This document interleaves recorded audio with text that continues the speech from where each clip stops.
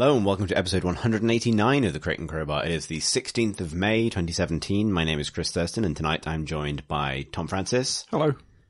And Philippa War. Hello. Pip, you busy? They can't hear this. They can't hear you. They can now. They can now. Oh, What are you up to, Pip? well, I was sorting my Lego cards by number. Number of... No, they've got numbers on them. Oh, I you see. Yes. And Is it their atomic weight? Well, I don't know, actually, and I don't really know what the symbols are, because the janitor has scissors, and most other things have the weird rock, and then there's Rock a famously mermaid beats with scissors. a piece of paper. I think you might have gotten to the bottom of this. No, but then why is... oh, yes, no, okay. Well... There's one on the shotgun. No, one of them is the Lego icon, but I suppose that would make sense because they're Lego cards, so yes, I suppose so. But that might exist outside the rock, paper, scissors dynamic. Supersedes all I of think them. Lego would beat all of them if it's made by Lego. What was the Big Bang Theory had a thing, didn't it? It was rock, paper, scissors, something, lizard, Spock. Or something. I don't know. That was a thing. There are variants of rock, paper, scissors that go up to like 50 different elements, and there's like a graph of which things beat which for each of them, and It's they're called Dota 2. But Yeah. isn't rock, paper, scissors just a way of getting out of tasks you don't want to do? So it's why? also the what- basis of a huge amount of does this? strategy game design. But does the strategizing for the graph give one person an edge? Because that's No. the only reason for complicating it up, right? Is if it gives you the edge because you know more of the RPS Oh yeah, lore. well, you'd have an advantage if you knew more of them. I suppose But they don't so. really, like, none of them are better than the others.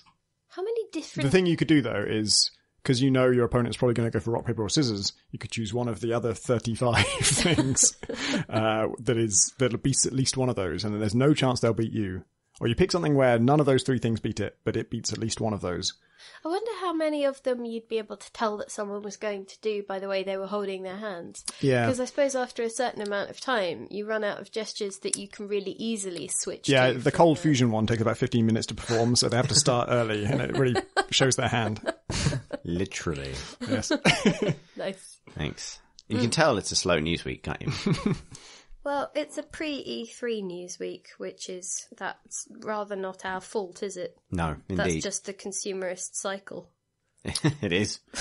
That's the deepest thing I've ever been told by someone who's sorting Lego stickers. Well, I don't know. My niece was sorting out her Lego stickers when she was telling me about injection moulding, and she's 4, so, you know. The other Pip. She knew that from watching a Lego documentary. It all comes full circle. Or the rest of the square. Squaring the circle. What are we talking about? Games! Yes. Sorry, Pip. No. You saying? No, Okay. I like circles and squares. Triangles too. And the letter of the week is A. Interesting. For, I don't know what I was going Or it with. could be E for E3, because some it- stuff was announced. But No, it was, because then we have to wait until E3 week, because then this episode has been brought to you by the letter Letter E. and the number 3. yeah, the rest of that bit really does fall into place in about 2 weeks. Yeah, so we're seeing the slow trickle of leaks and information as companies race each other to make E3. Let's not go overboard with according these things the status of information. What I guess I'm getting around to saying is that stuff we said last week about maybe there being a new Assassin's Creed and maybe there being a new Far Cry. Those things are true.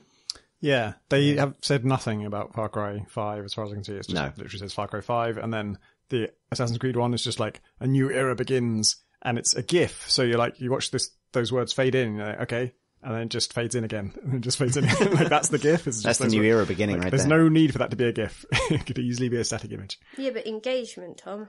I wasn't more engaged. I was more annoyed. That's the same thing. That's engagement. You had an emotion towards a brand. Yeah, exactly. That's how this whole thing works. I is will it say not? this, pointlessly reading between the lines. I think the typeface of the Far Cry logo suggests that our hopes and dreams for a cowboy Far Cry are now dead. Oh, really? Yeah, it's very clean. It's very clean, and it's got... Well, they don't use the wanted poster font, do they? It doesn't have bullet holes in the it. cowboy It's not font, yeah. It's very clean for one thing, but also it's called Far Cry 5, not... I think if it was going to be a big settings change, it would be like Primal, where it would have a subtitle.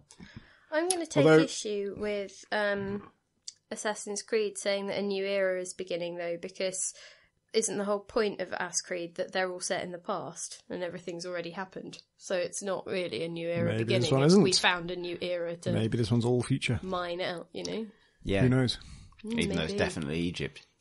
What's new in Egypt? Far Cry, I think, is a series where the numbered ones are a bigger deal than the named ones. So Far Cry 5, I think, signals a bigger event than Far Cry Primal, which was kind of had that weird thing where it was based on the geography of Far Cry 4 for some reason. Yeah, true. What Who knows? was Blood Dragon? That was the 80s one. That was an expansion for Far Cry 3. Yeah. Okay. But yeah, so, and the other thing is that the logo does the red-blue colour separation thing that is this year's teal-orange contrast. It's on everything now. Everything is red and blue this year. Have you noticed? Yeah. Star Wars is red and blue this year. Was it? Yeah, like... When? So, you know how... Which Star Wars? The Star Wars movie that's coming out at the end of the year. The very prominently red and blue poster. Seriously. I don't remember this. Is that the one that looks like Face Off? Yes. Right. Yeah. No, I don't remember. I don't think I've seen it. I think I saw Face Off with Star Wars written under it. I just assumed that was the poster. But I think it was someone making a clever joke on Twitter that I then didn't get and just assumed, because I haven't seen Face Off, that it was the Star Wars poster in passing. But yeah, no, if you look everywhere this year, instead of where previously every game in the world, every movie in the world was teal and orange, everything is red and blue, like primary colours, red and blue this year. Guardians of the Galaxy is. Thor Ragnarok has that in its logo. It's a new thing. Don't just take it from me. Well, you're basically just going to take it from me, but no, it's literally everywhere. So that's the only thing that I noticed about it, and that's about the most lukewarm take imaginable. Well, I think the logo adheres to modern design trends. Still haven't given us any information, have they? Yeah, They basically said, you know those things that you knew were happening and that we knew that you knew were happening, but we weren't going to say anything because it didn't fit our marketing schedule? Well, they're happening, and you can watch them as you suspected at our E3 thing that we kind of already announced the timings for anyway. Yeah. So...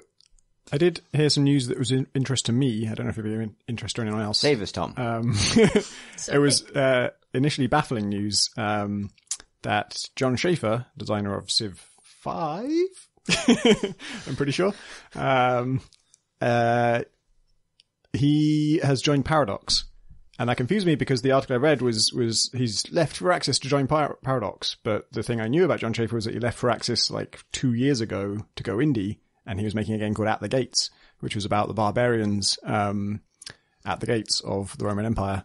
And like you sort of has this beautiful watercolor style, like it looks like it's watercolor painted on a parchment. And the undiscovered parts of the map are just plain parchment, and then they get kind of filled in beautifully as you explore. It also has loads of really interesting design ideas in it. And apparently he's joined Paradox and he's working on a new 4X game for them, or can't actually remember for sure if it said 4X, but strategy. It was probably is 4X.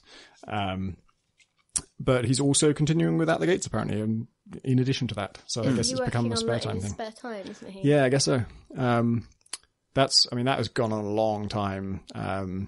It'd be a surprise to nobody that an indie game took longer than expected. And so I don't know, like, what the situation is there, whether whether the ETA for that is going to change dramatically. I imagine it probably is. But yeah, I'm still looking forward to that. It's really cool. What's this new thing for Paradox? Did they announce any details for that? Or no, literally nothing. No title. But there is an interview on or an article on PC Gamer about how it's somewhat inspired by Spelunky. And in particular, that thing of like the run in Spelunky where you find a jetpack early on and that changes your whole playthrough. That's an element that John wants to get in this game and thinks that can apply to strategy games as well. Like start this map and suddenly there's just shitloads of oil right next to where you start, and that's going to totally change everything that comes after that. It's a good idea. Yeah, I think that's there's an element to that in 4X games already. Like, Yeah. you can definitely have a map in some of them where like the thing you start next to has a huge influence on what happens after that. And I would also say like Mars game, Off-World Trading Colony, which is by another former lead designer of a Civ game, has that as well. Like that has really strong variance on the maps of like this area just has a shitload of carbon and no iron, and then this other area has loads of silicon and a fair bit of iron and some water. And half of that game for me was just picking where you're going to start on that map because there's such a big difference in that. I suppose that's pretty different to Spelunky because you see all your options and you get to choose where you start rather than it being random. But like, would it have the same impact, do you think, if it was in a 4X game? Because I think if you ended up knowing which conditions were more fun or better to play on, would you not just keep hitting regenerate until you got a seed that you were happy to start on? Because if there's just like a kind of, well, this is going to be a slog for 1,000,000 years and I know it looking at this relatively barren map or this thing with a few resources that don't lead anywhere fun very fast. Yeah, you're investing a lot more in a 4X game, aren't you? So if it's not the thing you want, then you might endlessly restart. You could make it so that you don't really know what you've got at the start. It takes you like 15 minutes of play to fully explore the surrounding area and then discover like, oh, now I see what my resources are like. And hopefully, I mean, if you do your job right, then I would think that a game where you're very starved for resources could be as interesting as one where you're very rich in them. Like, you might get as good stories out of that as you do from having an advantage. I wonder if many people do that with Spelunky, like play the first couple of... Yeah, well, speedrunners do. Yeah, That's more or less how you speedrun that game, is just keep restarting until you get the right combination of this in a crate and then a shop on level 2 and then the shop is selling this. But speedrunning's super niche, really. True. And so I was just wondering whether, like, because with 4X it does feel like you would game it so that you would get maybe the optimal conditions, but just a fun condition. And there will be people who just go, okay, fine, I'll just go with whatever it gives me. But I imagine I would probably roll the dice a fair few times. It wasn't confirmed that it was a 4X game specifically, though, was it? I don't remember. Ah, okay. Right. Just in case it's some other kind of short form strategy that might be. I suppose pretty sure it said strategy game. It's Paradox. So I'm thinking grand strategy. Maybe it's just like Civ, but with a jetpack. So you just play. We thought it was being metaphorical, but it's actually literally saying I'm just going to add a jetpack to Civ. Oh, great! You went this for that. Searched a jetpack. Oh no, that wasn't a bronze mine. That was a jetpack mine. Oh look, it's Jetpack Boudica. And it had no effect on the game whatsoever. It's just that when you go to the diplomacy screen, everyone's hovering slightly. Yeah. Well, no. Also, she can go across lakes. You know, extremely slowly, the same speed as a boat to make sure it doesn't have too much exactly. But just with a chariot, but with a jetpack on it, it'd be fine. I have a double bear, if you would like. Double bear? Yeah, I have a spare bear. What was the... Gravity Falls has a creature that's just called the multi-bear, I think. It's just a bear with many limbs. But yeah, so that's my swap. Thanks. Is that your only duplicate? Pip? Is it a swap for news? You get a bear card for news. Yeah, if it's news more significant than a logo and news analysis more significant than that logo is these colours, you get a card from Pip. Yeah. That's our new incentivization program. I'll dish them out. Although you can have like the bad ones if you are bad at this job. What are the bad ones? Well, I don't like the look of this elf. Okay. Well, we'll cross that bridge when we come to it. So, actually, tell you what, I do have. Elf? So we've had some nice feedback about our commitment 2 podcasts ago, actually, to try and say the names of games that we're talking about semi-regularly as we talk about them to avoid people getting confused deep into a ramble. But that game doesn't have a name. No, that game doesn't. No. We're saying its silent name constantly. But as we progress in the podcast, maybe people's success or failure at that task could be rewarded with at least temporary ownership of a Lego card. Yes. Yeah. Okay. Yes. It's good that we adults have found a way to this will encourage be an ourselves to. incentivization scheme. Yeah, indeed. Indeed. Okay. Cool. What have you been playing, Tom? A bit of various things. I've actually been consumed with a puzzle game that Alex Wiltshire recommended. I think comes to us via Alan Hazelden, actually. But it's not an Alan Hazelden game. No. It's called Hanano, and it's by, I believe, the designer of Jelly No Puzzle, which it also looks extremely like. And both this and Jelly No Puzzle are puzzle games about moving blocks around, so it explains why Alan Hazelden likes them. That is, I think it's fair to say, his genre. He's the Liam Neeson in Taken of pushing boxes. I actually can't remember how Jelly No Puzzle works at all, but I remember liking it a lot years ago. And in Hanano, you're moving coloured blocks around, and the blocks you can move are just single cubes or squares. And then you're trying to get them to touch flower blocks of the same colour. And if you move like a red block to a red flower, then a red flower sprouts from that block, and now it's a 2x1 block. And you can still move it around, but normally with like single blocks, you can switch them so you push one against the other, and then you can just exchange places, which is unusual for these kinds of games because they're all about like basically log jams and things getting stuck, and it's very hard to move one thing past another. These you can move them if they're one by one. If they're like 2x1 vertically, then you can switch them with a single block on the ground. If they're 2x1 horizontally, you can't because it's too wide. So it's like it's not exchanging places with something that's the same extent in its own dimension. And the only other twist to it is that as well as blocks that sprout a flower upwards, there are blocks that sprout a flower leftwards or rightwards or downwards. And those are indicated just by an arrow on the block, so you know what it's going to do when it sprouts. And the rule that they sprout when they touch a flower applies also to the flowers that sprout out of them. So you can have like a chain reaction. So if you have two on top of each other and one of them sprouts, when it pushes a flower up into the other one, it's now touching a flower, so that one sprouts as well. And there are loads of interesting, consequences of that mechanic. It's really me, Alex Wiltshire, and Graham Smith have all been playing it and sharing frustrations and excitement with it, which I think is probably a lot of why I've stuck with it.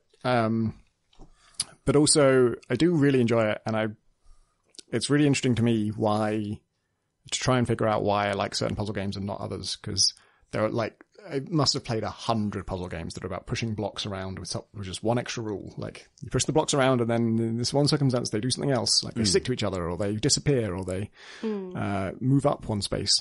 And this one is really satisfying, and it has the same thing that Alan's games also have, where it just looks outright fucking impossible. Just every screen is just like, oh, come on, that just can't be done. It just obviously can't be done.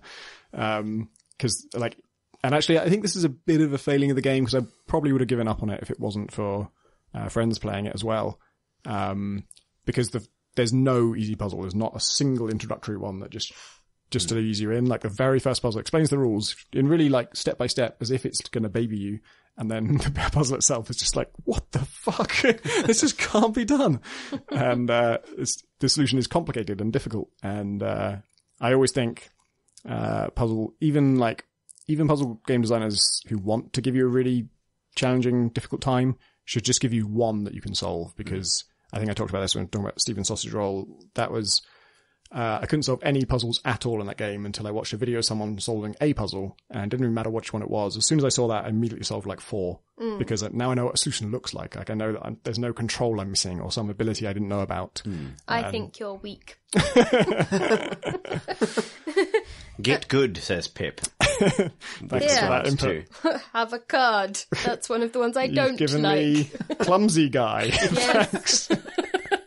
He's a paper. And he's got a picture of a banana skin on his shirt, which suggests he kind of supports the things that have been destroying his life. Yeah, that's a good point, actually. Maybe this is his way of taking ownership over what it previously felt to him as a lack of control. Maybe I'll just wear you on my chest. Too deep. He's this unlucky chap could fall up a flight of stairs, the description says. I it actually sounds like a superpower. Yeah. Yeah. That's just tripping forwards, isn't it, when you're going upstairs? Yeah, but I got quite far, which is okay. Nice. Made a lot of progress I was today. in a Burger King in Paddington and I just flew up those things for no reason. It was really unsettling. Blimey. It's like Paranormal Activity 5. Exactly, yeah. Just flies up some stairs in a Burger King. I did wonder what you people were talking about with your I've managed to do this level or that level. I think you missed the start. Yeah, and I think I saw Alan Hazelden mentioned, so I thought, oh, maybe you're talking about Cosmic, but then that doesn't make sense with how you refer to the levels in that system. So Well, Cosmic Encounter's an interesting... Cosmic Express. Yeah. It's an interesting Sorry, point of comparison, because I played a bunch of that and I liked it when it was doable. And then when it got impossible, it was, the same feeling I get with all of these things when it seems impossible. Except I just never got out of that really. It was just like, I can randomly draw tracks for a while, but I just kind of can't make any progress here. okay.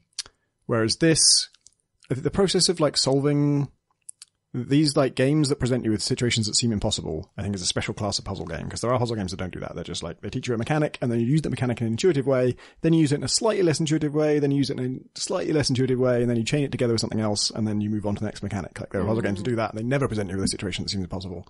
And then there are others that just never do anything else. Everything always seems impossible. And I like some of them a lot, and other ones don't click with me. And I think the reason this one does, I think when you're trying to solve those puzzles, you're always, like the most useful trick I've learned solving these is to, try and figure out what the last step of the solution is. Because you can see, like, obviously I have to get all of these cubes to the flowers, and that's difficult because of the initial condition. And sometimes you can see, well, whatever the solution is, it's going to involve a blue block getting to this square. And so how can I make that happen? And then kind of go back one step and see if you can make that happen. That's how I approach most of Cosmic Express, is because it really lends itself to reverse engineering, just because the grids are quite contained, and so there are only a certain amount of possibilities, or at least that's how my mind works, I think. Right. I don't like it when those if those had ever got too big, because then I'm like, I can't hold all of the possibility space in my mind. The possibility space for solutions in Cosmic Express feels enormous, and I find that intimidating. Like I can try a solution, but I can tell it's one of 3,000 that I could have tried, and if that doesn't work, I'm like, I don't know where to go from here. Whereas this, I think the way I solve them is, I need to find some things that are just clearly, that really are impossible. So it's like the Sherlock Holmes thing of, after you've eliminated the impossible, whatever remains, however improbable, must be the solution. And if you can find just anything that really is true about, like, situation X cannot be part of the solution.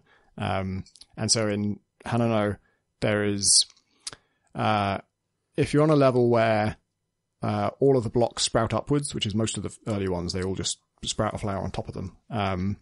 Then if you move a block that hasn't sprouted yet to the lowest point on the level, and there isn't a flower on that lowest level, then you're fucked. Like, I don't think there's any way out of that situation.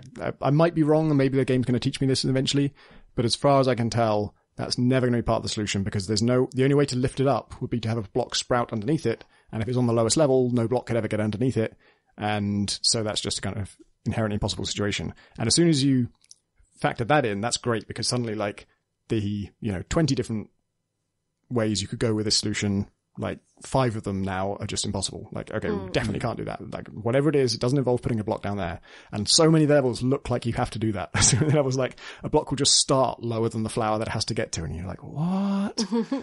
And then it's really clever in the way it sort of gives you ways around that, and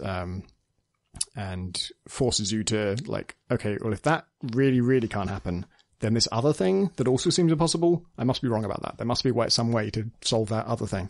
Yeah. I think that satisfaction of reducing the possibility space of a puzzle is like the hallmark of, like, a really good puzzle. Like, if I was going to try and, like, identify why are puzzles fun, it's because of that particular pleasure of knowing that you've just partially solved something, and then the kind of the payoff of getting the solution. Yeah, it's why it's, this is why I would defend Sudoku as a concept, but also specifically its use in Mass Effect Andromeda, because I find those kinds of puzzles really sort of satisfying as kind of one-off things, that kind of rapid fire process of eliminating possibilities until what remains has to be correct is really gratifying, and kind of feels sounds dumb. It almost feels like the faster you can do it, the faster you can kind of make those decisions and hold that information in your brain and then act on it.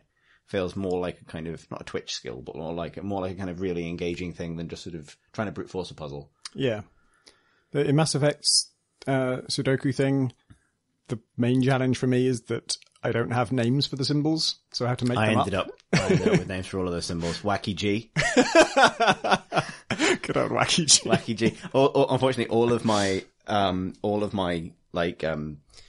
names for those alien glyphs in Mass Effect Sudoku are lesser known, like Wu-Tang Clan members. So like backwards E. But yeah. But nonetheless, and then you get in that rhythm with yourself where it's like, well, that can't be Wacky G. If I know anything about Wacky G, he wouldn't be seen dead in that square. It's got to be Freaky A. I don't know, I prefer, or don't prefer, maybe I do. I prefer the sense of absolutely smashing your head against the solution and not being able to find it, and then suddenly having something give way. And it's not brute forcing, it's more just that something shifts in how you think, and you see more. You see the possibilities expanding, just even by one thing. But that's not usually a granular, like, you will work backwards and then chip away at it in the other direction for a bit, and finally those will, create a continuous solution from beginning to end. It's usually far more of a, I hate this, I hate this, I hate this. I'm the greatest person that has ever lived. Bow down before me. Yeah, I can see that as well. I think I prefer that sort of build up towards a solution. I think I tend to lose hope if I feel like, A, it's too hard, and B, that my solution is inelegant. No, I feel dumb. I think I stop at the I'm the worst part. I think that's why you are better at things like Infinifactory, because I don't have any time for that, because you're just like, I will optimize this and I understand all of the rules, so I'm just going to, set up a thing and it will be efficient and cool. Whereas I'm like, oh, there's too much information, I've got too much stuff to do, I need to shrink it all back down to, small blocks on a thing. Yeah, I suppose that's right. Actually, I like procedural puzzle solving. I don't mean procedural as in generation, I mean as in, it's about creating the procedure by which the puzzle is eventually solved, which is very literal in I guess, a lot of the Zachtronics games, like Space Chem and Infinifactory, because they're about building a train track that makes the solution happen. Whereas, like from playing puzzle games that you seem to you like the kind of almost like riddles, like there's a solution in here somewhere, but it will come to you all at once, rather than being something that you engineer a solution for. Well, also I think that engineering feels a lot like, it's a very different experience to... It's the practical implementation of the solution. It's not enough that you can see how it would work. You have to build it. And I don't think I really have any interest in building it. I just want to prove, I know it. And then it's like if you understand a mathematical principle... I was always really bored by the whole, repetition to make sure it's in your head, because it was always a case of once something had twitched in my brain and I could visualize why it worked, then I could do it, and I didn't see any point in going through 9 or 10 different examples that just did the same thing over and over and over. Yeah. Yeah. I mean, that said, recently, I've made my very tentative start into writing puzzles for people last couple of weeks, because of the stuff I've been doing for Hackmode, which is all trying to teach people the vocabulary of later, more complicated puzzles by giving them a kind of playground in which to learn some basic stuff. And I realized through doing that I personally enjoy any puzzle where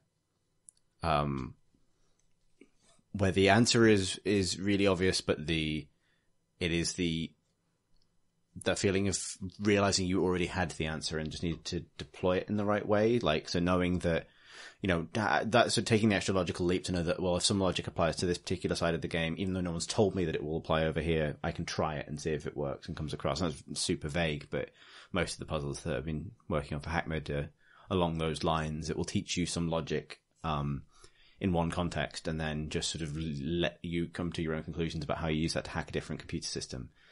And I really like that kind of puzzle solving as well, I think. Because maybe it, again, fits into that procedural thing of, like, I picked up some of this logic now and it's in my head, so I'll just apply that in every permutation I can in other places. Shall we reiterate what the game was? Hanano. I almost said Hanamura. Where do we find it? Where would I find it if I We'll link it in the show notes because it's... it's not, I don't think the URL is a snappy one, so I'll link in the show notes. Okay. But it's worth saying it's also free. It's about 20 levels long, but there's also a sequel called Hanano 2, logically. And the first level of that is impossible. So I started both. Like, I think I tried the second one because the designer himself says, I recommend Hanano 2 more. And so I tried that and thought, well, this level's impossible. And then, so I thought, okay, I'll download the one Alex actually recommended and play that. And downloaded it and like, well, first level of this is also impossible, but I know Alex did it, so I can bash my head against this for a while. Yeah. You've got some proof. Someone gave you proof that it was... It is. You do, even though you basically trust the designer that they wouldn't make an absolutely impossible thing, it's different if, like, a friend has done it, because then you're like, okay, well, it's, like, not only technically possible, it's also mortally possible. I find that... Here is a plant monster for you for that successful Jesus anecdote. Christ. This guy is inside of a like Venus flytrap type thing, but he just looks terrified. It looks like this is not his intention. He has become the monster. I think he is. A science experiment gone wrong. The plant monster used to be an ordinary potted plant. Now things aren't looking so rosy. Are you actually enjoying the puns? There you go. It doesn't explain about the man. It explains the origin of the plant part. I think the plant. We don't talk about the man. It used to be a plant, but now it has a man face, and it's slightly upset there was about no man. Well, he's now like, oh, I didn't want to be a human. I just wanted to be a plant. He looks more than he looks like it's happening to me. I'm in constant pain. Presumably, you could swap in a different face because it's Lego, right? That is true. I guess you could put Marilyn Monroe's face in there. Or the double bear, whatever it was called. Yep. Terrifying No, creature. it was 2 single bears. They split up. Oh, that's sad. I find that thing of puzzle games, like introducing a mechanic super gently and then being impossible, which I always find it a little bit off-putting, not just because it's hard, but because of the kind of the way the idea it communicates. Like, it's not like explicitly elitist, but I always feel like someone's telling me that I'm too stupid for this game. Yeah, I am, but there was actually an issue like that came up where one that Alex found incredibly easy that I got totally stuck on.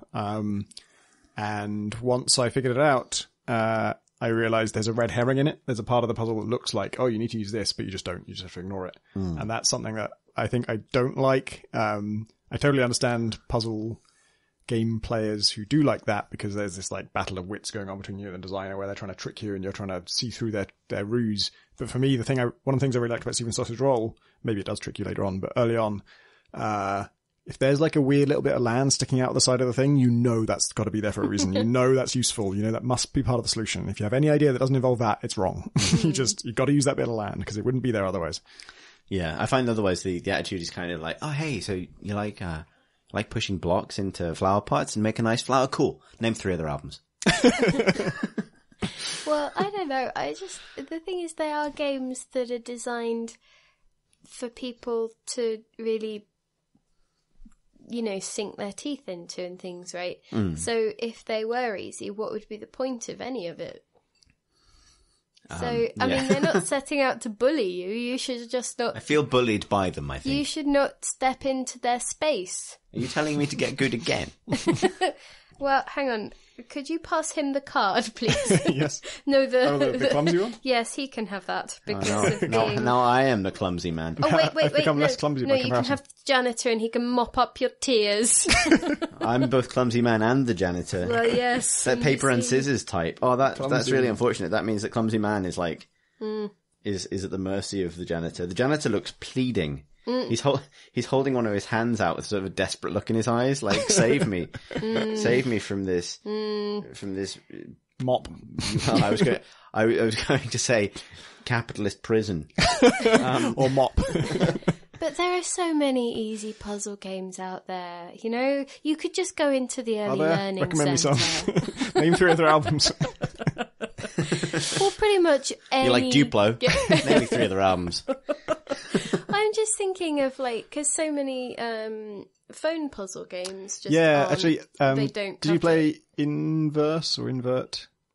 Oh, I've seen it, but I haven't played. This is mobile only, so I won't talk about it at length, but it's you just invert things on a grid for certain rules, like invert this whole row or this whole column, or invert You only want this the corner. colours to switch And yeah. you want them all to match up, and the weird thing about it is that it just, for each format, you'll play around with it for a bit, and you'll solve a puzzle really quickly, and then you solve another puzzle a bit slower, and then another puzzle, and then it just moves on. And the whole game just totally changes. Like, it will go to triangles instead of squares, and it will go to like a weird hex grid, and the rules will change. And every time before it gets hard, it changes the whole game, which is the polar opposite of these kinds of puzzle games, where the mechanics stay exactly the same, and the complexity and the level of lateral thinking that you need to apply increases. And I like both, I think. I really enjoyed it. I just got through the whole thing really quickly, and just constantly telling me, yeah, you're great. You're doing well. Well done. I think there's no tension for me in a lot of those, and I don't enjoy that feeling because There is a time limited version. I think I might have played Invert at GDC. I think it was at one of those showcases. But do you drive? Wait, in the game? No, I mean in No. IRL. No, in either, actually. Okay. So, essentially when you're when you're in the wrong gear, like if the gear is too high for the bit of road that you're driving on, the car kind of feels slack almost, like you aren't connecting with it enough that you could really control it. And for me, that's puzzle games that are too easy. I really want something that I can latch onto, and I think it's that thing of some puzzles are going to do that for some people and some just won't, and there'll be, because there are puzzles out there that I can't stand and that are far too... I don't even know whether it's that they're too difficult. I think it's just that they're a way of thinking I don't enjoy or don't easily have at my disposal. And so I just don't fancy spending my leisure time that way. But How far did you get with Cosmic Express? oh gosh. I had unlocked a whole bunch of galaxies. There were some puzzles that were still really bothering me and that I would go back to every now and again and bash my head against. But because you unlock new areas by sort of completing certain specific puzzles, right? Those are the links to a new galaxy. Yeah, they'll link you out, and also some puzzles have multiple solutions, and depending on where the final platform for your current solution ends up, you can access different galaxies I got to one of those. or different routes off the back of that. So there are a few of those. I think I've got pretty substantially through what's there, but I haven't completed it. But then again, I didn't feel the need to complete it. It sounds like it's a fucking hell of an undertaking to complete it. There's like a some kind of extra galaxy that's super, super hard. Of course there is. And I think my friend Kevin was saying, like, there's a whole bunch of puzzles in it that he still can't do, and he's ridiculously good at these things. So I just have I know for sure I'll never ever complete that game.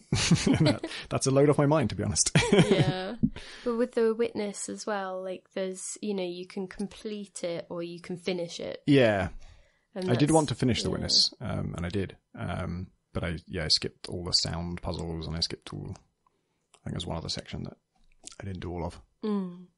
But that was an interesting sort of mixture, because some of the areas would actually teach you in a really flowy kind of leading you by the hand way, and others would just be like, well, I've done that for like 3 puzzles. What do you want? A medal? Here's a rock hard one that your brain just isn't working for. You're like, oh.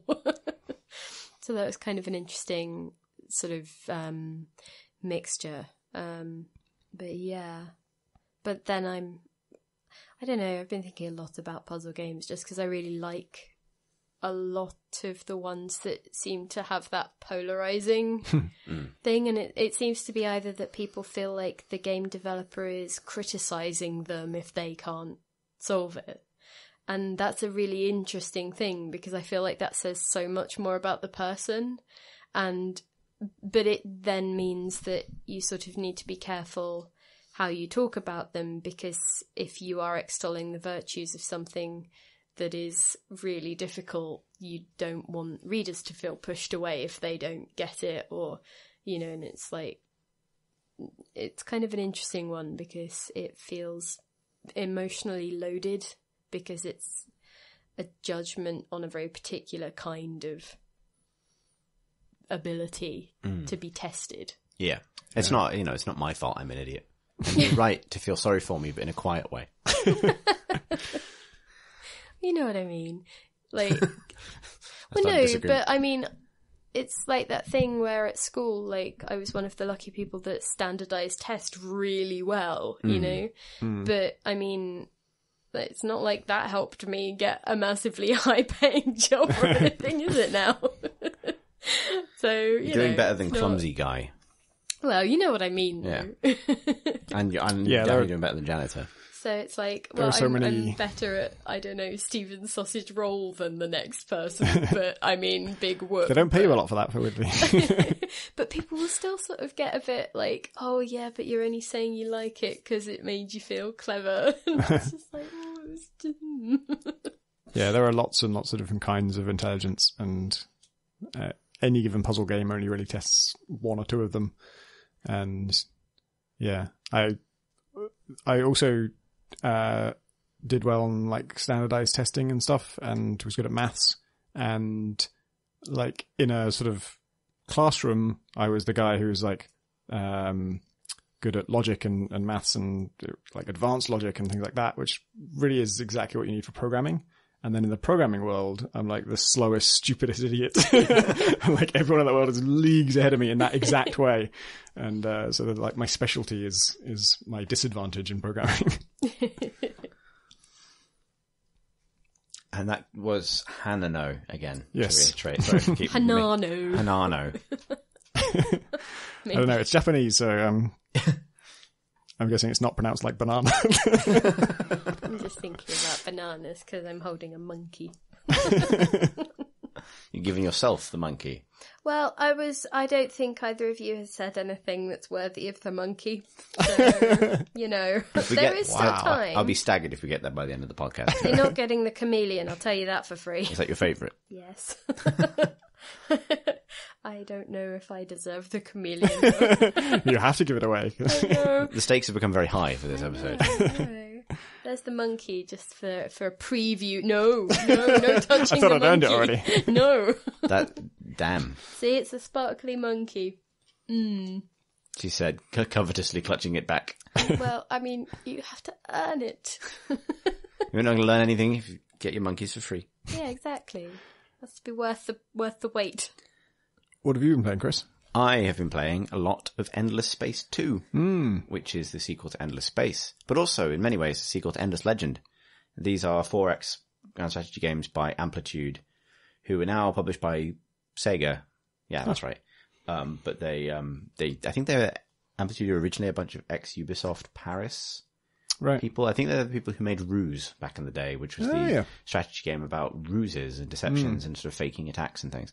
That's by the by, because they've now had a couple of years of being grand strategy developers under the Endless series. And I've liked all of their games. And I like this one, but with some unfortunately severe caveats. So it's a sci-fi 4X game, as you'd expect. and in fact, it fits a lot of the things you would expect to do in a Sci-Fi 4X game. The strength of Amplitude's games, for me, have always been presentation and the diversity of factions. And I think those two things are both true.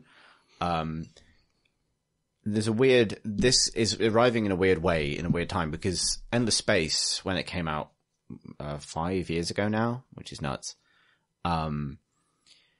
was sort of notable for feeling like an Legend. It's Endless Space 1. Oh. Endless Legend was a couple of years ago. Okay. Endless Space. I thought Endless Space was the only Endless Space. This is Endless Space 2. Endless Space was their first game, and then... Oh, I thought you said... Oh, okay. They made Endless Space, then they made Endless Legend, and now they're making Endless Space 2, which is coming out this week. So have you been playing Endless Space or Endless Space 2? Endless Space 2. Right. Okay. We're up to speed. Yes. No, it's just because I think you didn't say the 2 at first, and then I was confused because there were multiple Endless Spaces, and that feels like... Well, I mean, I suppose if the multiple universes theory holds up, but I mean... Isn't there also Endless Dungeon or Dungeon of the Endless? Oh, Dungeon of the Endless, yeah, which is also set in the same universe. So that first game came out and it felt like a very modern 4X game, and also arrived at a time where I think it's fair to say that the 4X game was in limbo for a while, like a lot of other kind of big PC stalwart genres that have had a resurgence in the last couple of years. It's part of that wave. But now Endless Space 2 arrives at a time when Stellaris is out and a few expansions deep, and Masters of Orion is out, and there's actually quite a few of these games, and they're all quite similar. Like, if you weren't super into them enough to be able to really tell the difference, you'd be forgiven for thinking of them as variants on, exactly the same theme, the Galciv thing, or the Alpha Centauri thing.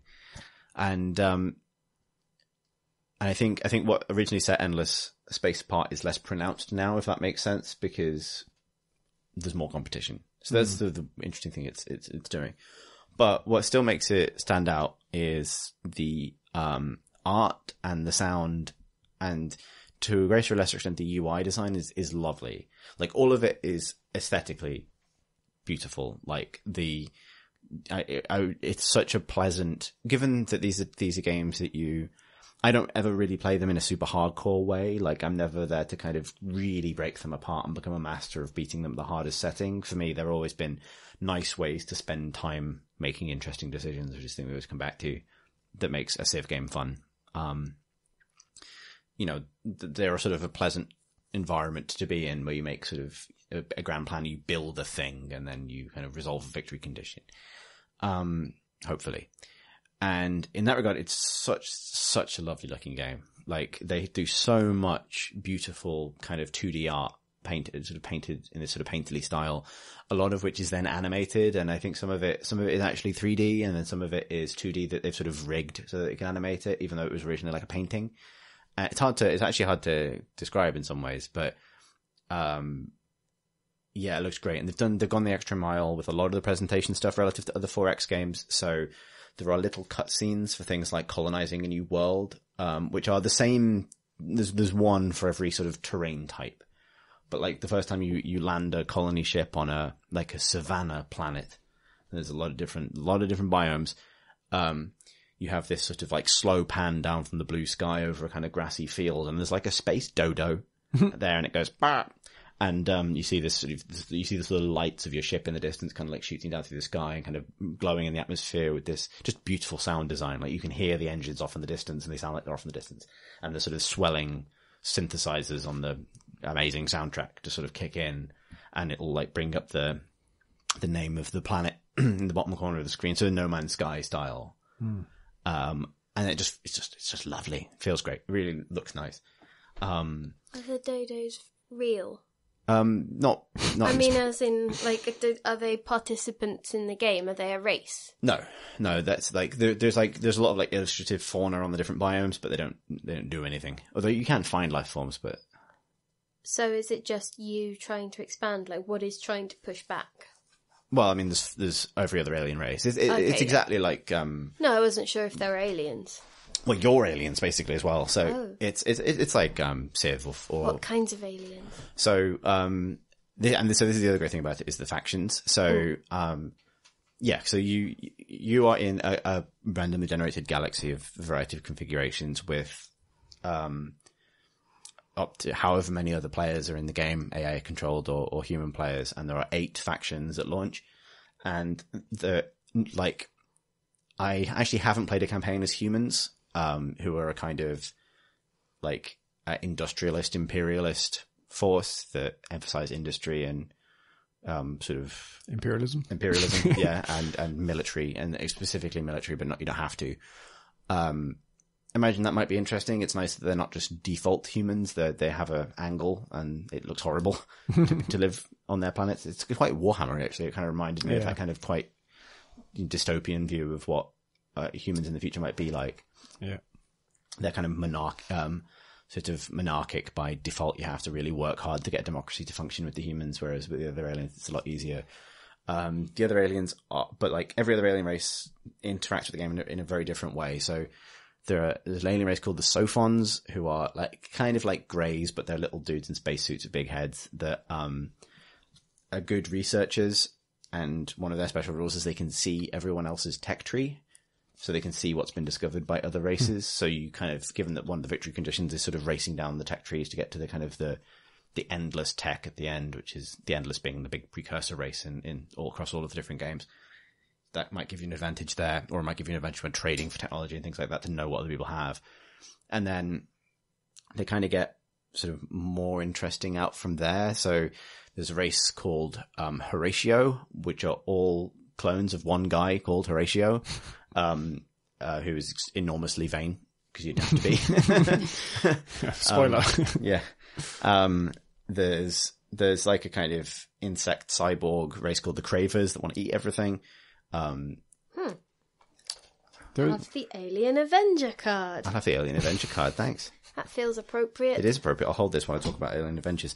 So I played most of a Sophon campaign, and I played an entire campaign as the Unfallen, who are tree people, or treeple, or tree ants, whose backstory is really nice, and they are sentient walking plants, basically, that had no reason to even consider leaving their home planet until in their opening cutscene there's like a space battle between the other factions in their atmosphere, and that just teaches them that they're not alone.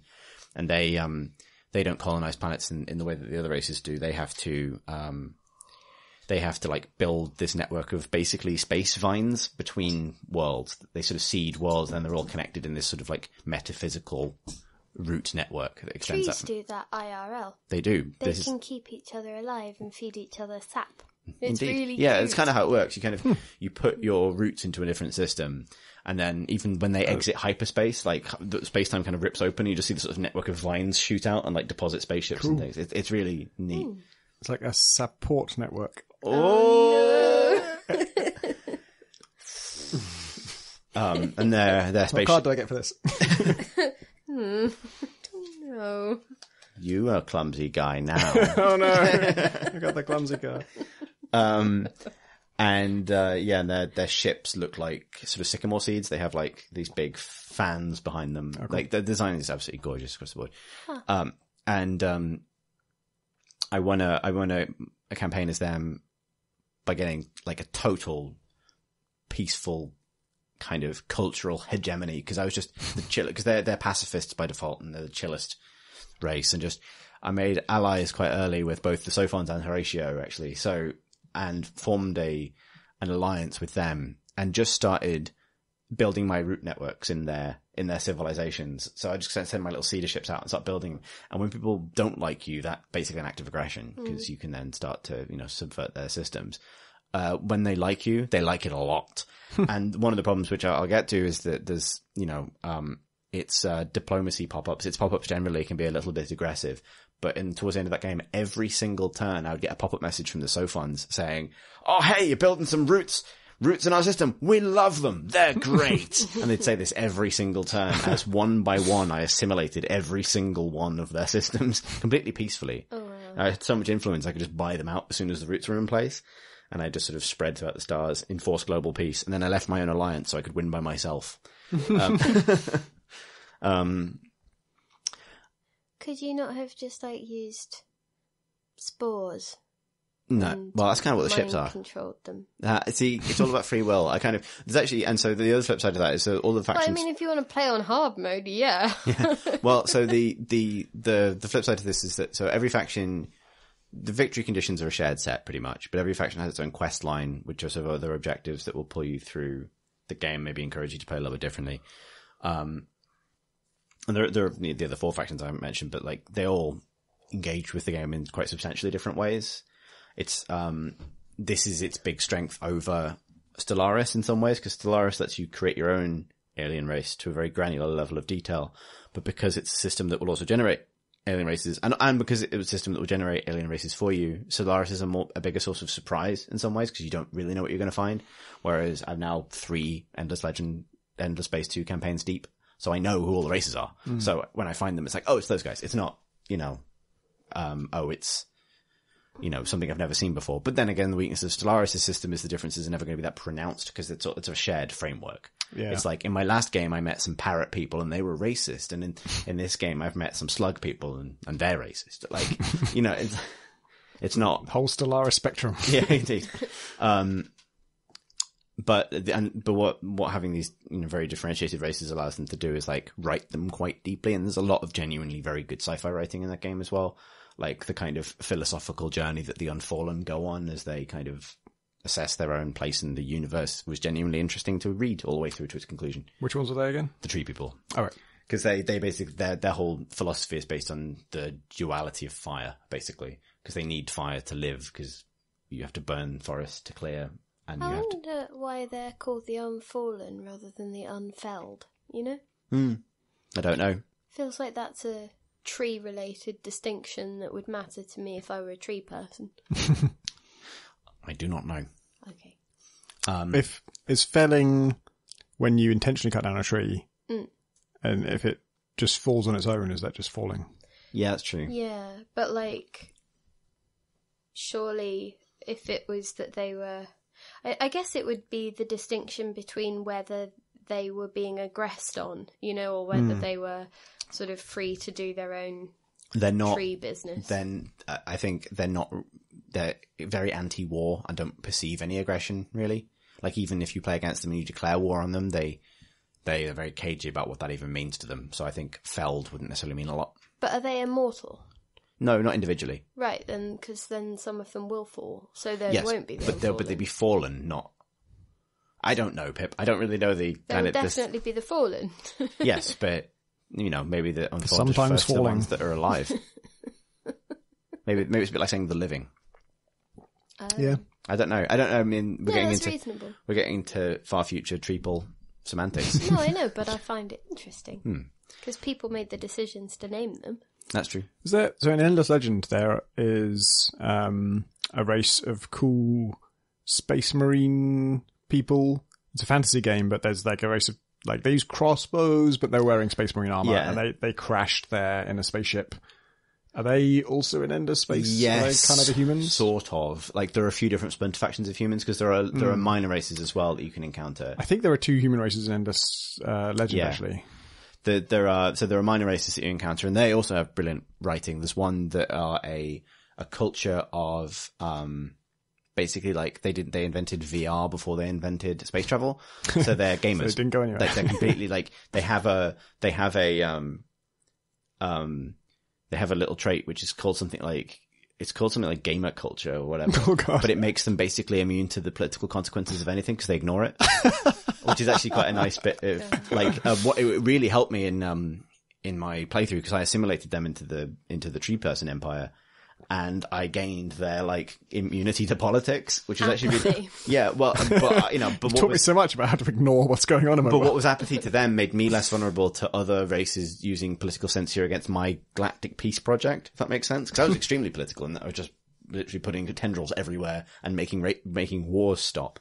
Like, the alliance I formed in that playthrough carved the galaxy in half, and it was 5 races total. So the 2 belligerent races was trapped on either side of just a wall of peace, basically, that they couldn't get across until they couldn't do anything. They couldn't expand anymore. And we won, or I won eventually.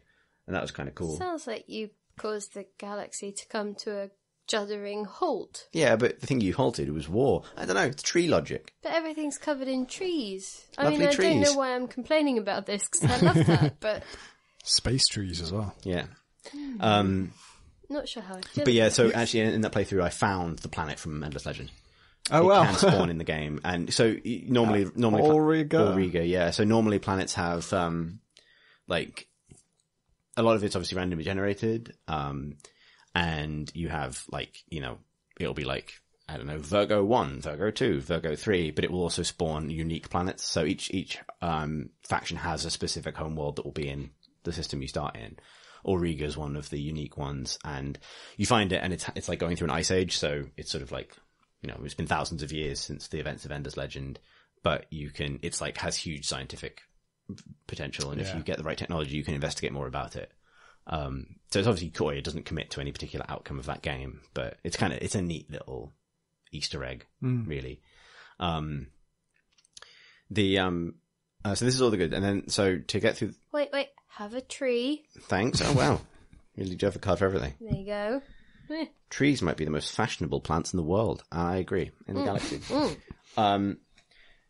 So that's all good. The downside of its presentation actually is to some extent its UI, because the UI is beautiful. All of the games, but I think with Endless Legend, they hit a point of usability and how nice it looked that was like in a really good place. Whereas in this, I feel like I kind of abandoned my first campaign after 100 turns because I had missed so much vital information that I was so desperately behind that it was a write-off. And I can't imagine, there's a tutorial system, but I can't imagine you will ever learn enough on your first go to have a viable first go. Huh. And it's because what it does is it almost looks like it's been designed for a touch device. And there's so many things about the interface that are really nice.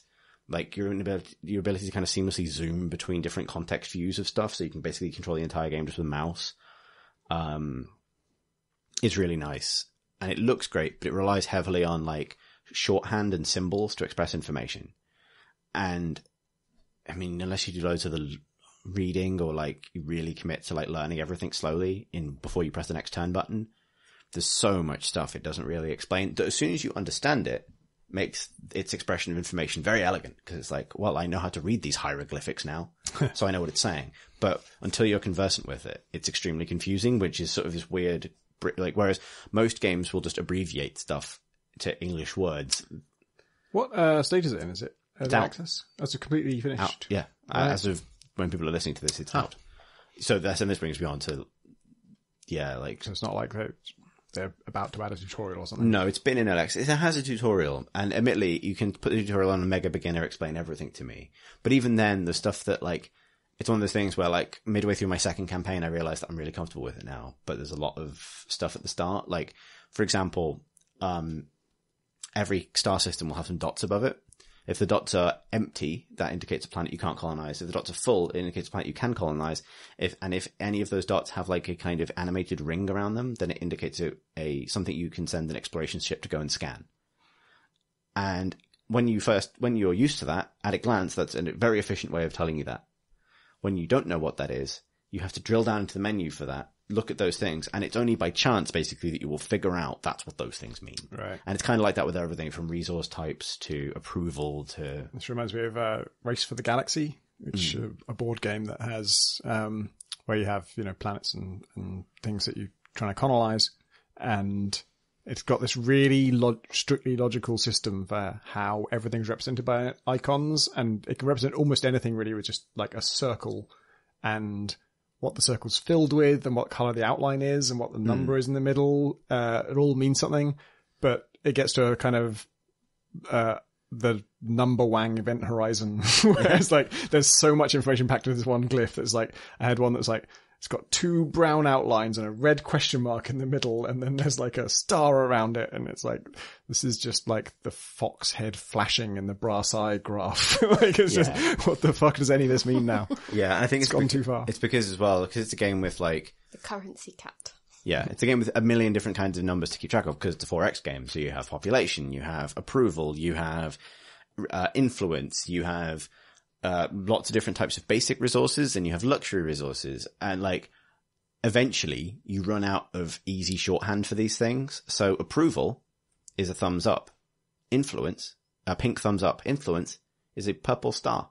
And those two things are completely different in how they affect the game, why you would want either of them, and what the lacking either of them represents for you. And when you know it, fine. I know the difference between a purple star and a pink thumbs up. When you start and you're like, oh, this building gives me what I want to solve the fact. I want more galactic. I want be able to put more diplomatic pressure on people. This building has loads of thumbs up. I'll build this, and then you realize that's the wrong thing, and you've spent 8 turns building the wrong thing. That's what I'm talking about. You have that awkward trial and error thing of just wasting time and realizing you're too far behind. And I always feel like there's a lot of fat to be kind of cut in 4X games where like happiness is different to influence, is different to population growth, is different to food, is different to, and it's like all those things are kind of just like, is your empire functioning well? This has population and manpower. Oh god. Which are very important, different concepts. So a unit of population might have a bearing on your production of food, and a percentage of your food will become manpower. And manpower is divided into planetary manpower and fleet manpower. Planetary manpower is divided into 3 different kinds of military manpower. Whereas This sounds boring. It's great. It's really good. But it sounds like work. It sounds like having a job. It's like happy space work. But and so when you first endless space happy work, indeed, and so when you start playing and think there's this big thing, and then I definitely had like a really nice honeymoon period with it where I understood what it was doing, and then I could appreciate the things it does very well. And actually, it wasn't until my 3rd campaign where I decided to play as some space assholes called the Vodjani, who were basically like a race that were awful and almost blew up their own planet until they found some technology that allowed them to basically melt themselves into golden light and feed themselves into ancient spacesuits. And they live like this now. And now they're hyper religious. Well, let's do this. Yeah. They're like evil Quarians. They like live in their spacesuits and now they float around in big arc ships, just draining other people's planets and turning people into goo. It's, but I decided to play as them and go kind of quite military and quite militaristic just to kind of test that stuff out. And so the other thing, after having banging on about how nice it looks, the other thing I would say that sets this apart from its competition at the moment is how good its combat system is. I've never really clicked with like 4X combat in the way that I've been interested. Yeah, it's rarely been done well. Yeah. Like in a way that I won't just build the biggest stack of things I can find and then, roll over people rather than have to really deal with it.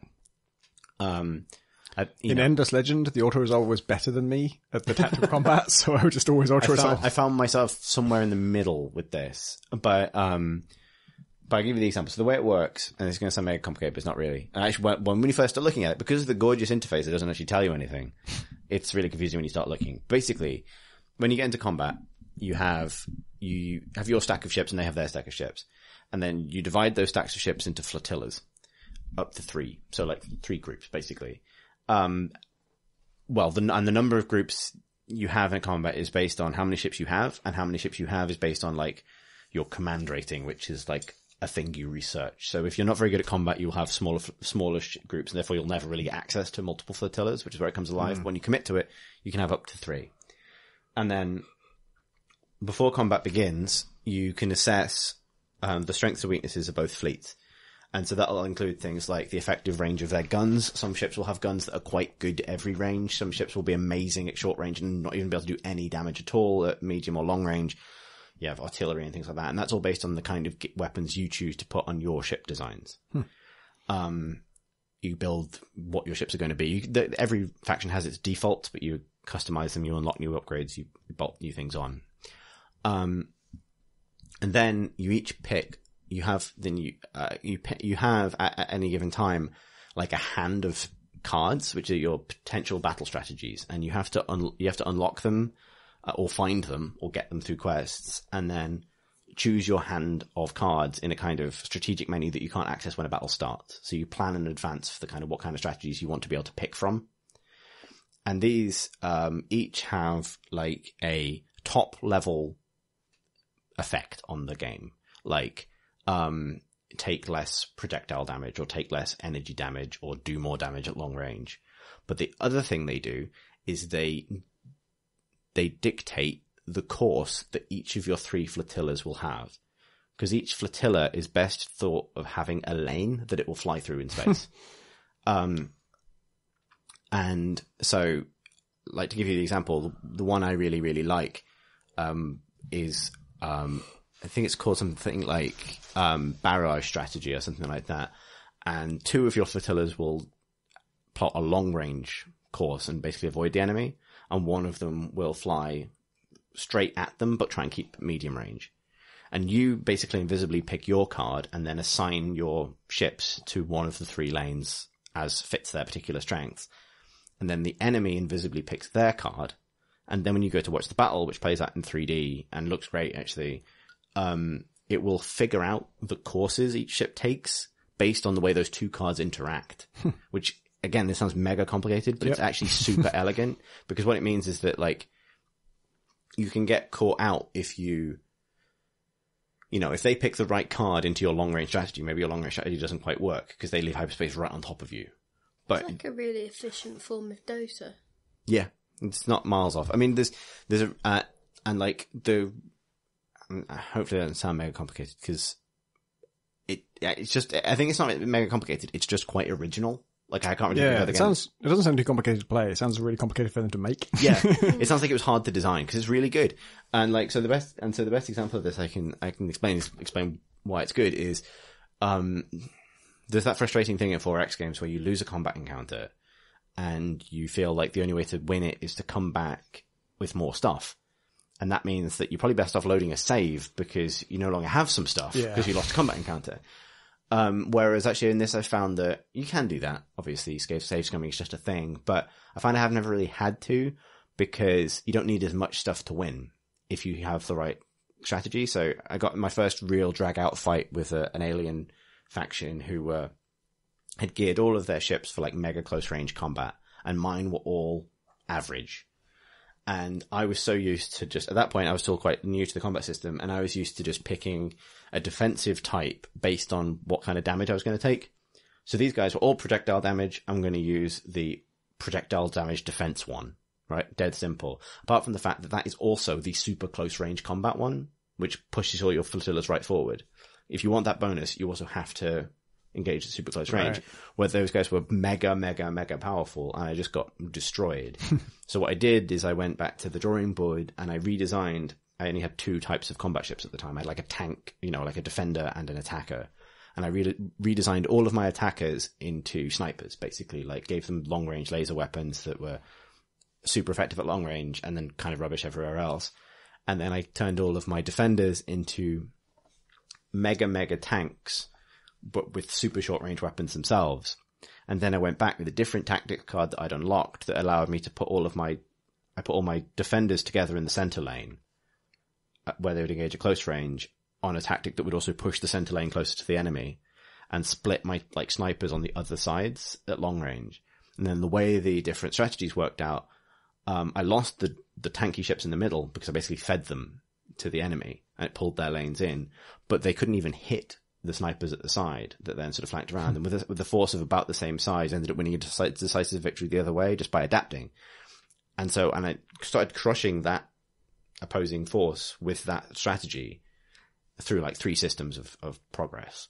And then they adapted all their ships to cope with it. So they started to spec basically for long range, and I had to adapt mine as well. How long does it take for one of these battles to play out? So you can auto-resolve it. Because like the result is calculated as soon as the 2 forces meet. It's the same. Yeah, you set the strategy and then it plays out. If you watch it, it takes like a minute, 2 minutes. Right. Because also the lines are finite. It's like a route. So if you go through the entire battle and the ships get to the end, then the victor's based on who's lost the most by that point.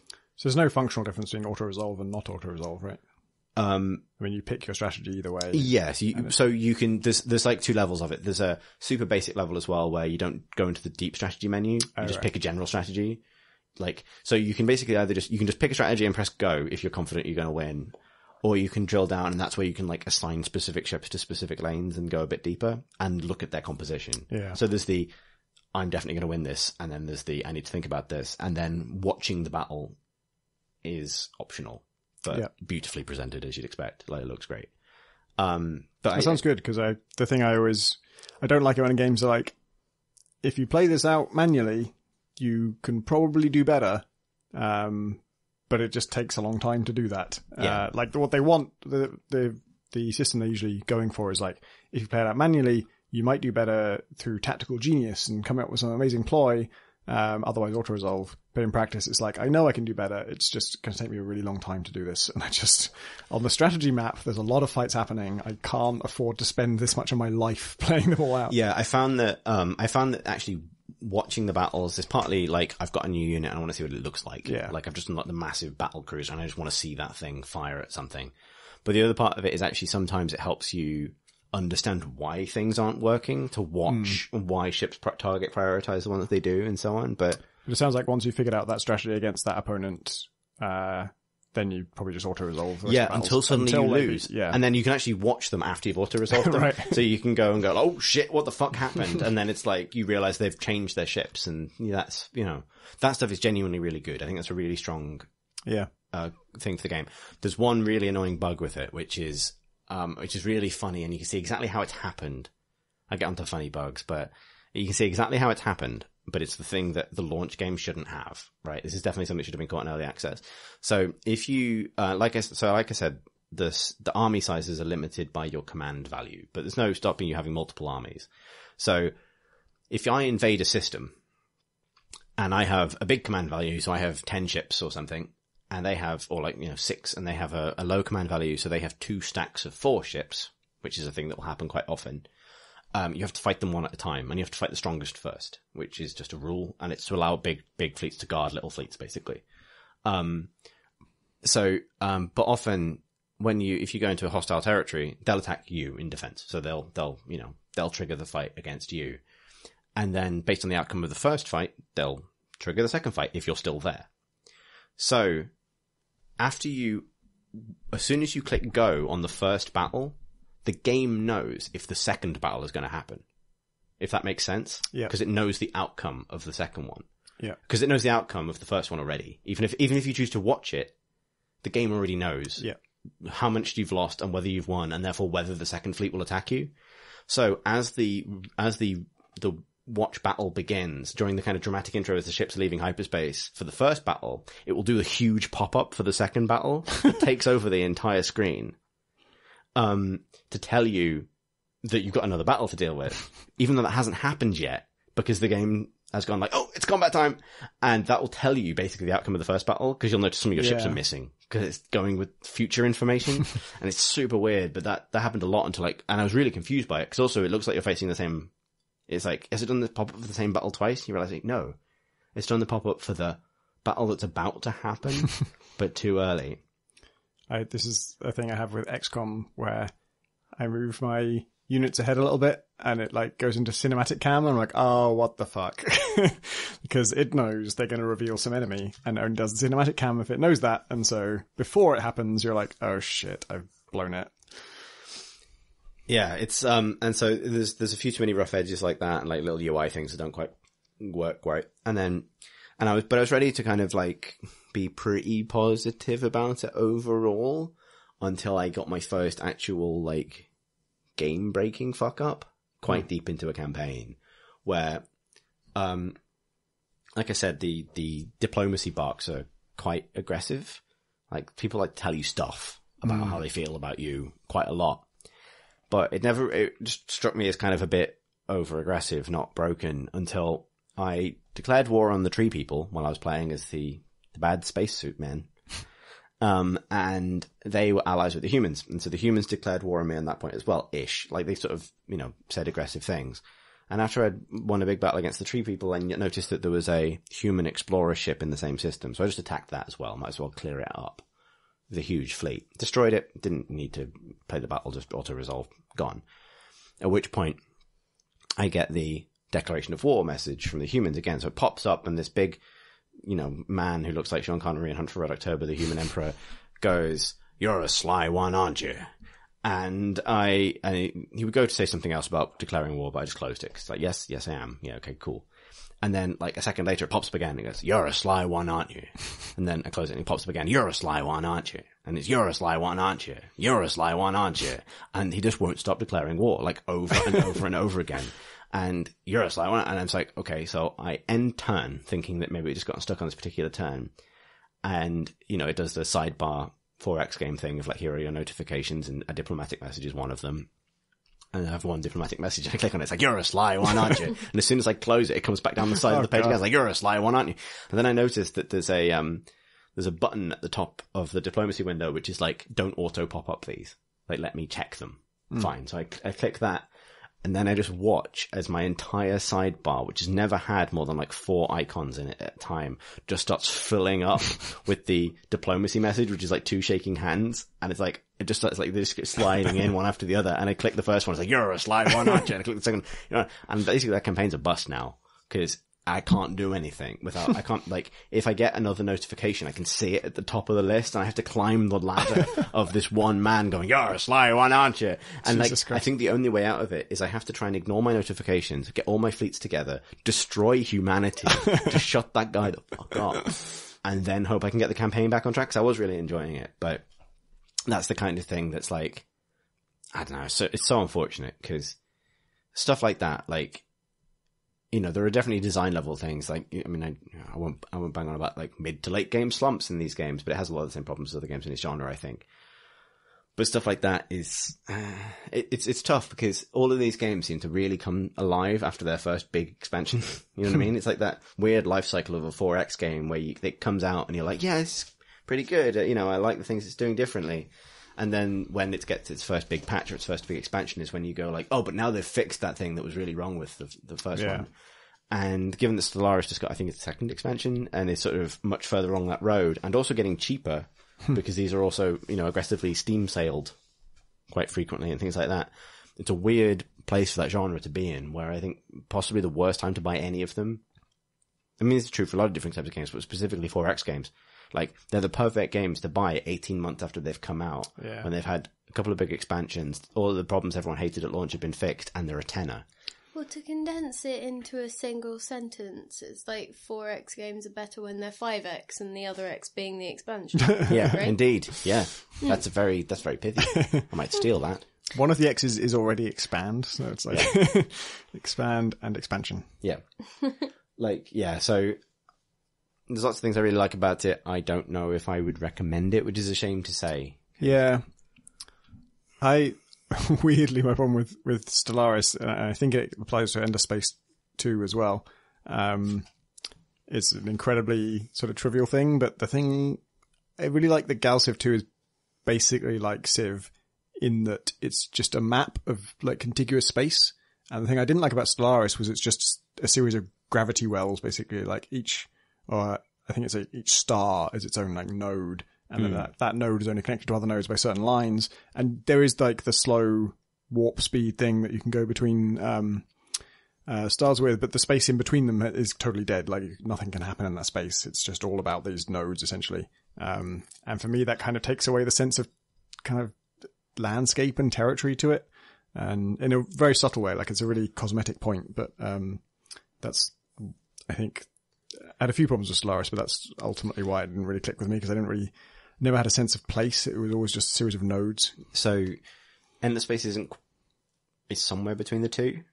So it is a place of nodes, in that stars are nodes that you are linked to each other. But as you get up the research tree, you discover first wormholes, which are basically lines between stars that you didn't know were there. So it unlocks new routes and kind of changes the territory of the map in an interesting way. And if you don't have access to that technology and someone else does, then you can tell because they arrive from an angle you didn't think someone could arrive from, because you didn't think there was a line there, and suddenly there is for them. There's technology that allows you to go slowly between nodes, and that functionally opens up new routes based on, I think there's sort of a finite distance you can cover, but if there's somewhere you can stop halfway, you can get across, kind of cut across the understood lines. And then also your exploration ships have these little probes that, you have a stock of them, they replenish.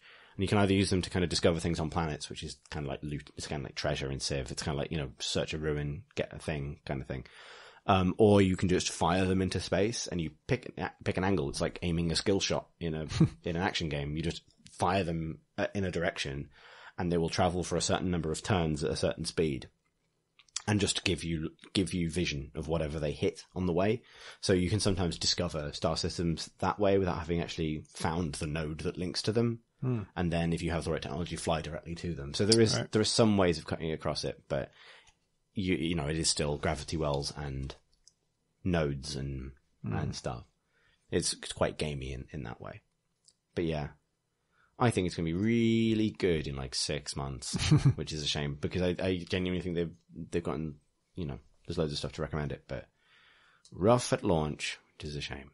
You can have the Sam card. Sam enjoys exploring but would prefer to do it from his chair. He'd rather read a book. About exploring, you see. Is he in a desert with the Eiffel Tower in the background? No, he's bestriding the globe with both the Eiffel Tower and the Parthenon in the background. Okay, wow. That's a hell of a view. And a book. I find Sam's presumption about his global agency troubling. I gave it to you as a burn. Thanks. Appreciate that. No worries. Alien Avenger, incidentally, says, his fighting style may lack a bit of control, but are you going to tell him with a face like that? Hang on, do you have the face like that, or does he have the face I like don't know. It's not clear.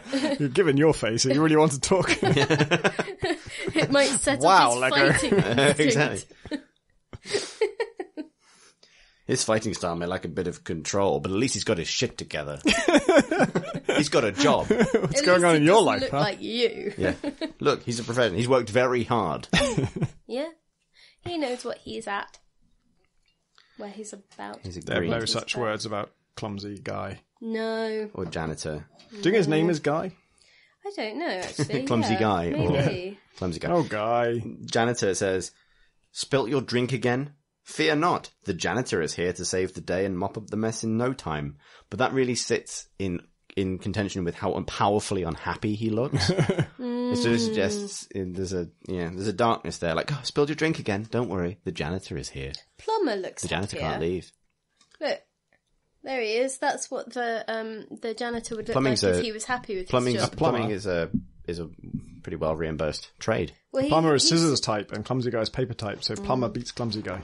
So actually, janitor is also scissors type. So is Janitor also beats Clumsy Guy. I guess a lot of people beat Clumsy Guy. That makes sense. Yeah. Clumsy Guy has an atomic weight of 104.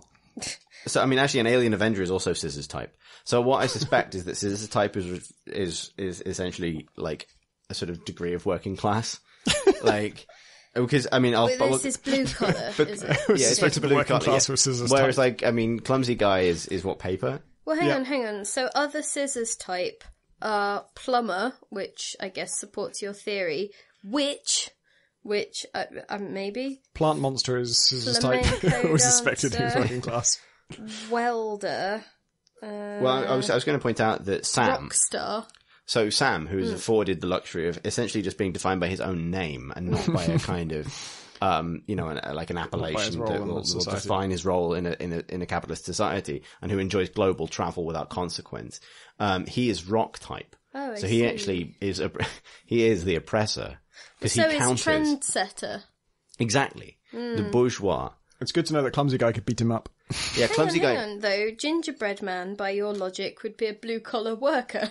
It's a tough job being a gingerbread man. he's holding he a is coffee mug, is literally he is Yes. literally Therefore, he's This at a is workplace. Dunk Me, which is really bleak. This Oh is my the god, perfect he's going to dump his own. example. This is the Yeah, perfect that's example. essentially like, I don't know, put your fist in me or something. Fist me. Not me. I mean, obviously, like, Imagine having a mug that said fist me. no, well,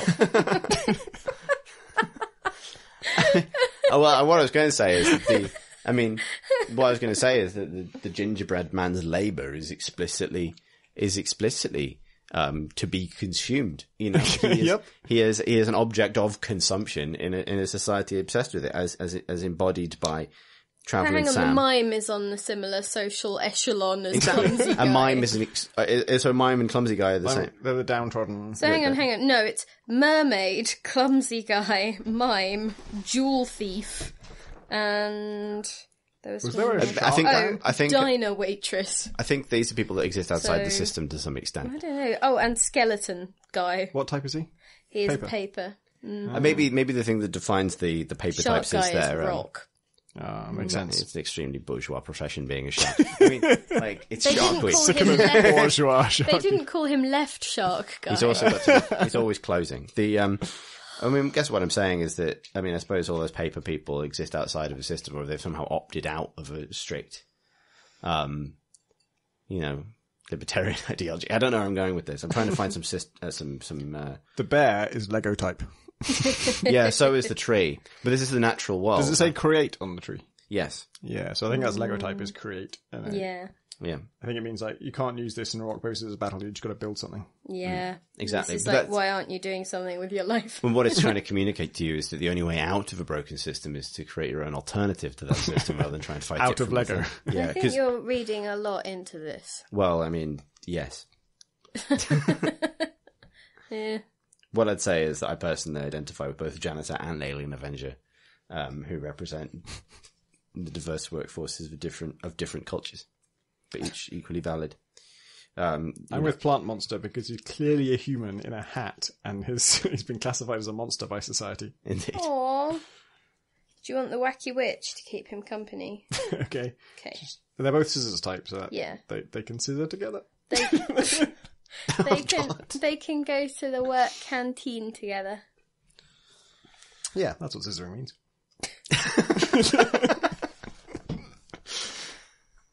I know what scissoring is. What? It's rare that I know a thing that is a sex Yeah. reference. That is rare. I'm amazed that it would be children's Lego cards of all things that brought us to this place. Yeah. Pip, don't do that gesture. This low, low place. But that's what it looks like, right? What the scissoring? You know? Pip is doing a gesture with her hands. It's easy to imagine the gesture. I think it's the only gesture you can do to... See? Surprisingly succinct. Because it worked with the rock, paper, scissors It does, iconography as well. yeah. So does fisting. Fist, paper, scissors. We've ruined at least two different things. They just need to come up with 3 elements where, like, they actually do beat each other in a circular relationship, because paper does not beat rock in any meaningful sense. There's just like wrapping around the rock. Okay, well done, but that It still makes doesn't. it into a present. Doesn't it? Is that what makes it defeated? Well, oh no, I I'm mean, a present now. Damn it! You contain it. It can get out if it wants to. If a rock was sentient and had an impulse method of its own, But it it could doesn't. break through the paper. But it doesn't. Okay, but neither does paper. So I mean, you could team up to go through a window. So, I mean, but if you think I don't think a paper would even help there. I think the rock would do that all the work you by could itself. make it seem like a present had arrived. I don't want any presents from you, Vip.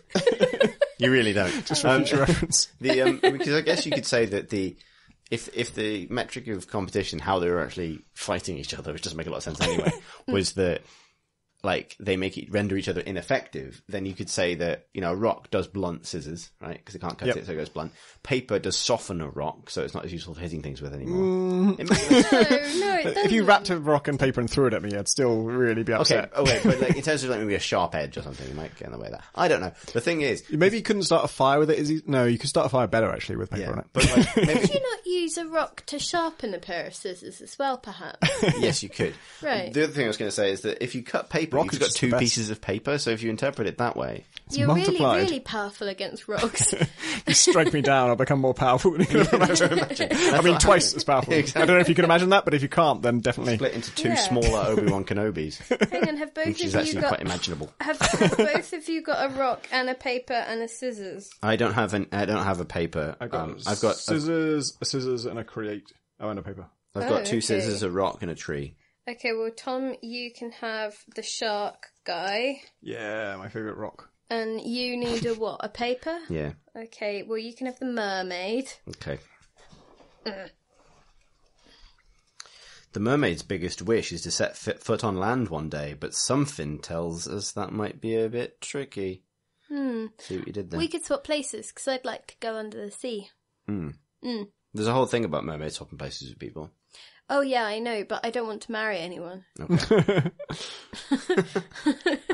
Also, if she knew anything from her ancestor, then, like, isn't it incredibly painful? It's like stepping on 1,000 knives every time you take a step. I wonder about that. Jesus. How much more painful would that be than one knife? Well, it would be lots of knives. So more painful. How many knives can you notice? Your foot couldn't cover 1,000 knives, though, right? So, But, like... it's a flipper, though, isn't it? But, I mean... A That flipper, changes everything. a flipper could cover like 64 knives. I But reckon. knives are, like, the blade of it, right, is really thin. So you could just, like, stack a lot of really thin razor If you blades put them close enough one together, after then the other. it would be like a flat surface and it would be fine. They'd have to have some kind of separation, otherwise they wouldn't have any cutting action. Interesting. And actually, like, the cutting force is a basically the factor amount of of pressure, which yeah. is yeah, like no, that's fair. force divided by surface area. So the more surface area you have, the less Painful it problem. would be. So maybe it would have been better if they'd said it One knife was is the like worst. standing on... Well, not even one knife. It would be like standing on a nail. Yeah. It's One like nail. standing on one Lego. The worst thing. Oh, the irony. I want legs and now I got Lego.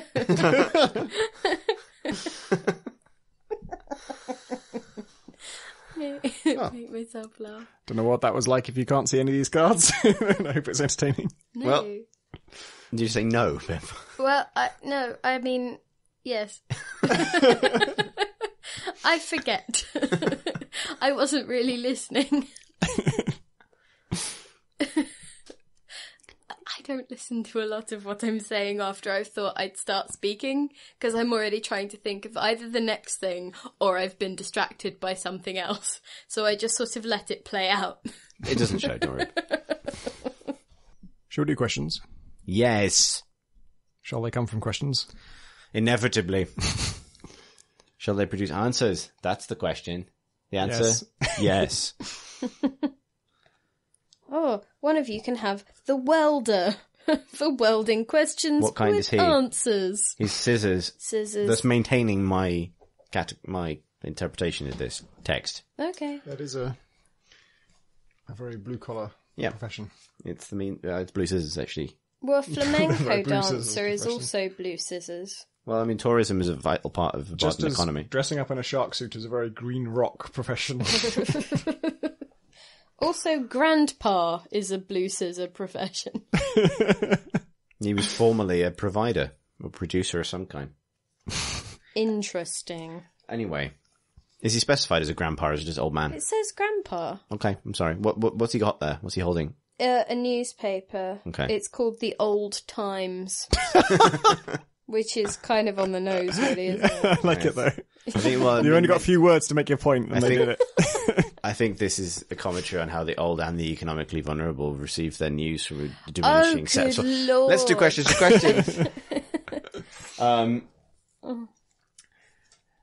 Barry writes, with Dishonored 2 and Prey both being rad, are Arcane Studios the best / most interesting big budget devs now? Question mark. Yeah, quite Yeah, possibly. maybe. It's really rare for anyone to do 2 good games, and they've done 3. Yeah, it's that's the thing that's becoming. I don't know. We've had a load of breakout hits. We had a load of like individually great games, but it's hard to be. I don't know. As huge a fan as I am of like Far Cry Primal, it's hard to be completely behind. Like, you know, you can't be completely behind Ubisoft because Ubisoft is this like multinational conglomerate that makes a million different things in a million different ways. Get behind them physically because they're everywhere at all times. Yeah, exactly. The sun never sets on Ubisoft. But Or maybe it's even just the Far Cry constantly series, setting on Ubisoft. Depends where you are in terms of your time zones as you pursue Yeah. them around the world. I think when they said about the English Empire, they were meaning that at any given time the sun was shining on some of the English Empire. Oh, okay. So, but yeah, technically you're right. It's always the 5 sun, o'clock somewhere. They're also using it as an excuse to drink gin. Yeah. It's always 5 o'clock at Ubisoft, as the saying goes. It's always sunset in the British Empire. Yeah, like they're all 3 of those games are just really well made, and like the measure of success I think is when like you set out for a particular kind of design and you pull it off really well. Whereas there are a lot of games where it's just like a big jumble of stuff. Like if you know Far Cry 3, I love the outposts in Far Cry 3. Far Cry 3 is about 10 different games glued together. There's a co-op game, there's a deathmatch game, there's Kart campaign. racer, pretty much. A load of it is garbage. But the outposts are fucking brilliant. And so I love that game, but I don't really think that the team behind it are picking a really single, clear, coherent vision, going for it and executing it perfectly, whereas I do feel like that with Arcane, like they are. Kudos to Bethesda. I think I said this last week, actually, but I think it bears repeating that, like, I would also, even though they're very different games, I think Machine Games, Wolfenstein, has that clarity. It knows exactly what it is and executes it to a really high standard. So, and New Doom as well, actually, which does do a few extra things. Has that mission editor, but it's very focused and a brilliant. Bethesda makes some good games themselves. They do, yeah. Although, I mean, I don't know, yeah, I was going to see whether you could accuse Elder Scrolls of being a million different things, but it's not really. It's just a big old thing, but it's a singular thing. It lets you do a lot of different things, but it does feel cohesive. See that big singular thing? You can go there. As Todd Howard once said. Paradox has a thing as well, doesn't it? They got a thing. Everyone's got things. You know, they have a specialty. Cohesive sort of vision. Yeah, and they do. I think stable. I think they make some bad stuff, though. I'm not saying this firsthand. I'm actually saying this because I think they themselves have said we make some bad stuff sometimes. Yeah, they're less consistent, and they've done stuff like Magicka, which sits outside of the Paradox. Milieu. I mean, there's also this whole publisher-developer distinction where, like, Paradox published Magicka, but they didn't develop it. Yeah, that's true. I think it's more like... And same with Bethesda and Doom. And yeah, I guess what I'm saying is Bethesda supported some stuff, and you know that, developers don't necessarily get the freedom to just make one thing well especially in the AAA industry where there's a lot of pressure to be everything in every game. I guess that's maybe the interesting thing about Arcane is like, it's unusual that they were allowed to do 3 immersive sims. Yeah. No one has ever made them make a multiplayer mode. Yeah, I was thinking about that very specifically. I was just thinking like, God, can you imagine if they were forced to make a multiplayer version of this? Well, honestly, I would play Prop Hunt happily with that system. What about, is it Deep Silver or whoever that did Saints Row? Was it Volition? Volition made Saints Row. Yeah. Was it, so Deep Silver was the publisher? Yeah. But... THQ before THQ went under. But what else do Volition? They're doing Agents of Mayhem at the moment. Oh, that looked kind of like Volition. Like I wouldn't necessarily put Volition in that category because I think their writing is wonderful and their sense of humor is wonderful. But the games have always been like the best game we can make, but it's not standout amazing. Yeah. It's like the Saints Row games would be totally forgettable if they weren't so well written. Yeah, Arcane make a very interesting contrast, I think, to Square Enix, Montreal, or just the Deus Ex Human Revolution team. Because Square Enix Montreal, I think, has multiple different teams to work on different things. But Human Revolution I absolutely love, and Mankind Divided I just like a lot, and it's better in some ways, but it's worse in a lot of other ways, and it really failed to do the job of a sequel, which I think is to, carry across the things that were good and improve on them and fix the mistakes and stuff. Didn't feel like it fixed the mistakes, really. It just felt like it meandered a bit and definitely dropped the ball on plot and had some good mechanics and some not so great ones. And when you came out around the same time as Dishonored 2, and that was such a stark contrast of Dishonored 2 feels like it learned everything there was to learn about Dishonored 1 and improved on all the things that were good about it and fixed a whole load of its problems and just, did incredible things that Dishonored 1 didn't do. And so Arcane really stand out as people who know what they're doing. Yeah. And it's incredible. The Dishonored 1 team, as far as I know, the Dishonored 1 team sort of split in two and became the Prey and Dishonored 2 teams. And so it's amazing that both those games are good. That's really improbable. Yeah. I know their future is kind of in doubt, but IO Interactive looked like they were doing cool things, especially with the Hitman. Yeah. That was after a couple of years of getting Hitman really badly wrong. Yeah, they were strange studio because Blood Money was, I think, one of at the time one of the first games for me that was oh shit, this is a developer who really knows what their last games are about. They had meandered a little bit. Hitman 2 was had a huge amount of potential, but there was loads of fuck ups. Hitman 1 obviously had loads of fuck ups, and then Hitman 3, it wasn't really clear if they really knew what was good about the thing, and then Hitman Blood Money was something oh my god, they just got it just clicked, and they know what's good about it, and they scrapped all the stuff that didn't work, and they went to town on all the stuff that did work. And then Absolution was like, what? I thought you understood this. And then, yeah, the new Hitman feels like a return to that, to Blood Money. So I think their history is a lot more checkered than... I think it's more that I think the person had said, are they the best AAA right now? And I was just thinking that, not necessarily in the past, but like with things like the first season of Hitman, I was impressed with what I'd seen and with all of the stuff that was happening there and with, it's that thing of, I think it's while a studio still has an identity, really, isn't it? Otherwise it becomes sort of not sold for parts exactly, but the identity gets pulled in a lot of weird directions with just, look, you've got the right resources for this particular task, so just make this bit of the game, or lend us your expertise for this thing, and it ends up as this strange patchwork that doesn't quite have a sense of a specific thing because it's come from so many different pens. I suspect there's a parallel universe where Arcane's moment didn't arrive in the way that it has. Like, for whatever reason, a whole bunch of different publishers have put money behind slightly more ambitious systems-driven single-player games, possibly due to the success of BioShock, maybe, whatever kind of influenced that. Because Arcane haven't really only ever made these games. Like, Arx Fatalis is a innovative first-person RPG. It's really weird, and there's loads of things wrong with it, but it's all about, systemic freedom in first person and exploring a big, complicated space. Dark Messiah is not a immersive sim in quite the same way, but it's a brilliant sort of free-form combat game, which very systemsy. You can put ice on anything, and ice behaves in a consistent way, and that lets you set up elaborate things. Yeah, it's still a wonderful game. So this is what they do, and it feels like the world's come around to them rather than the other way around.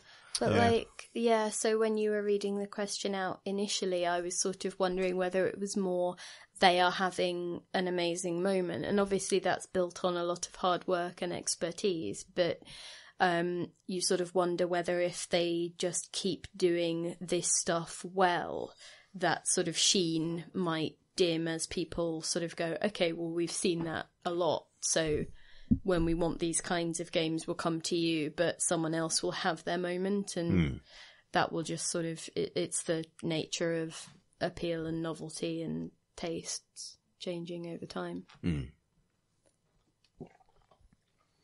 John Roberts, but not that John Roberts, writes, question, best boss intro in a game?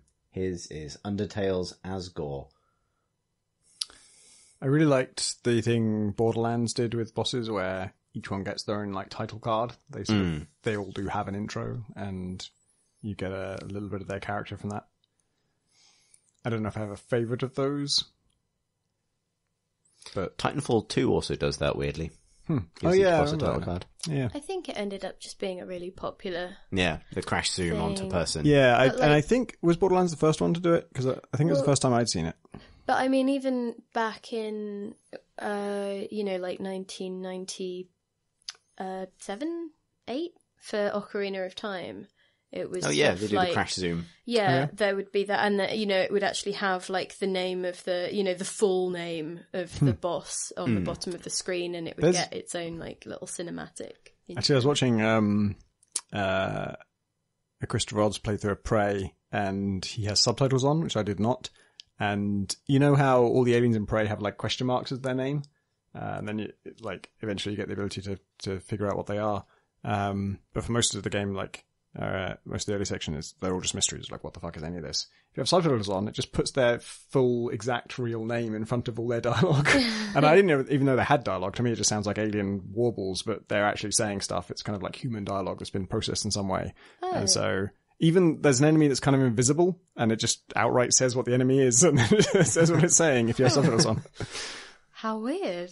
Or not weird, but in terms of spectacular intros, there's just a million examples from the Souls series that are all great. Gaping Dragon in Dark Souls 1 is probably the first time you see something really, really huge in that game that's genuinely terrifying.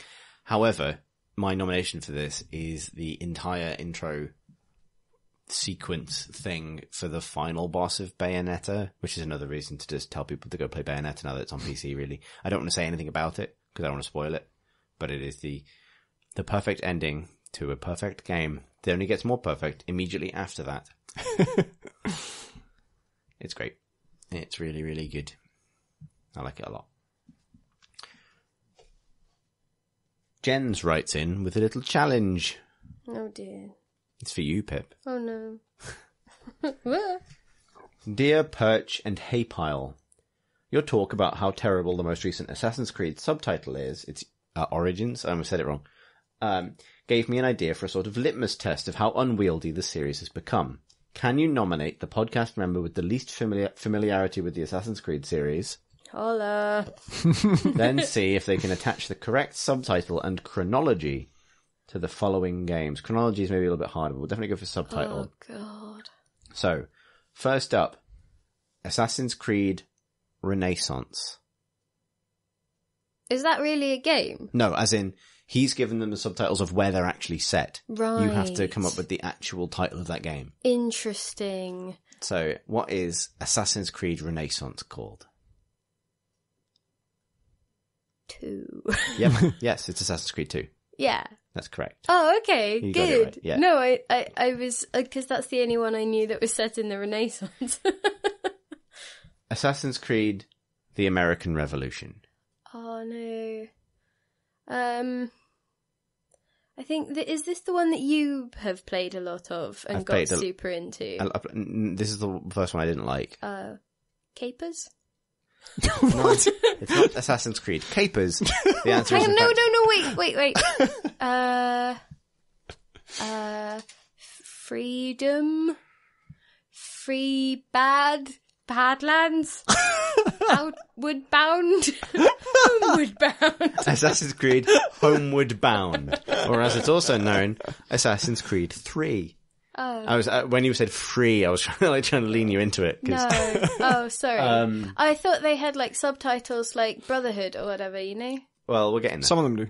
Some I of know them do. that one's a thing. Assassin's Don't Creed. know what it is, but... Assassin's Creed Egypt. Oh god, that's Origins. Origins. Origins, sorry. Yeah. Yes. Assassin's Creed Rome. Hang on, is this as distinct from 2? Yes. Because that was set in Rome, wasn't it? No-ish. The ending was. Yeah, because of the Pope. Yes. And that's his, like... That's his hood. pad. Yeah. The papal hood, as Well, it's called. well, you have to have your papal hood. Anyway, so, Assassin's Creed, what was the thing? Rome. Rome.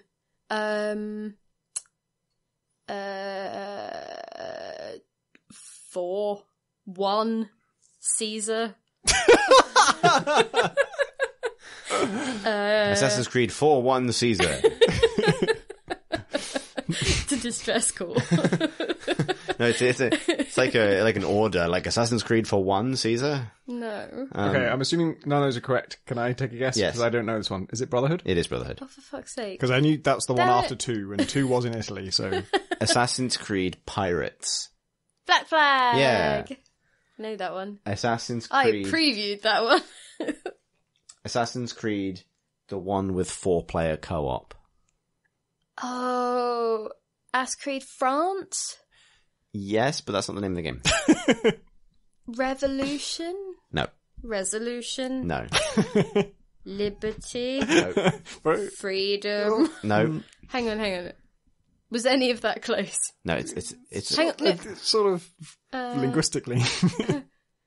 Le Freedom? Okay, not that close. Paris? No. Oh, hang on. Oh, what other words do they like? They like... Okay, so we've got Brotherhood. We've got Squad. No.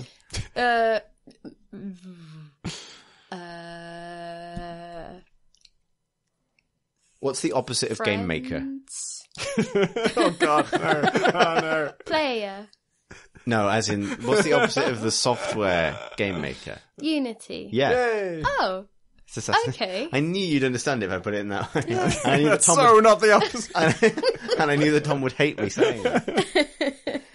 Opposite You is need the Fortran. hippie who doesn't obviously. even understand bad moods. Oh yeah. I still have them. I just don't understand why they're happening to me. Assassin's Creed Victorian England.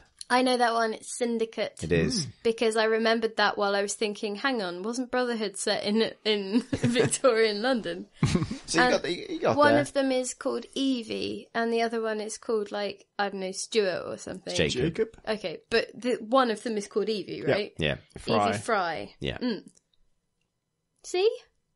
Yeah. I got most of those right. You did. What's the chronology? What was the order? of 1, this? 2, 3, 4. No, because it's No. not going to be, is it? So hang on. There was Assassin's Creed, and I'm assuming Assassin's Creed 2. Yeah. And then probably Assassin's Creed 3. No. Oh. Okay, fine. Assassin's Creed Brotherhood? Yeah. Okay. And then 3. No. Ugh! The one that's not on this list, actually. Oh, is there What one? was it on? I do remember there being another one. Revelations. What's that? God. This is the third Ezio game set in Constantinople.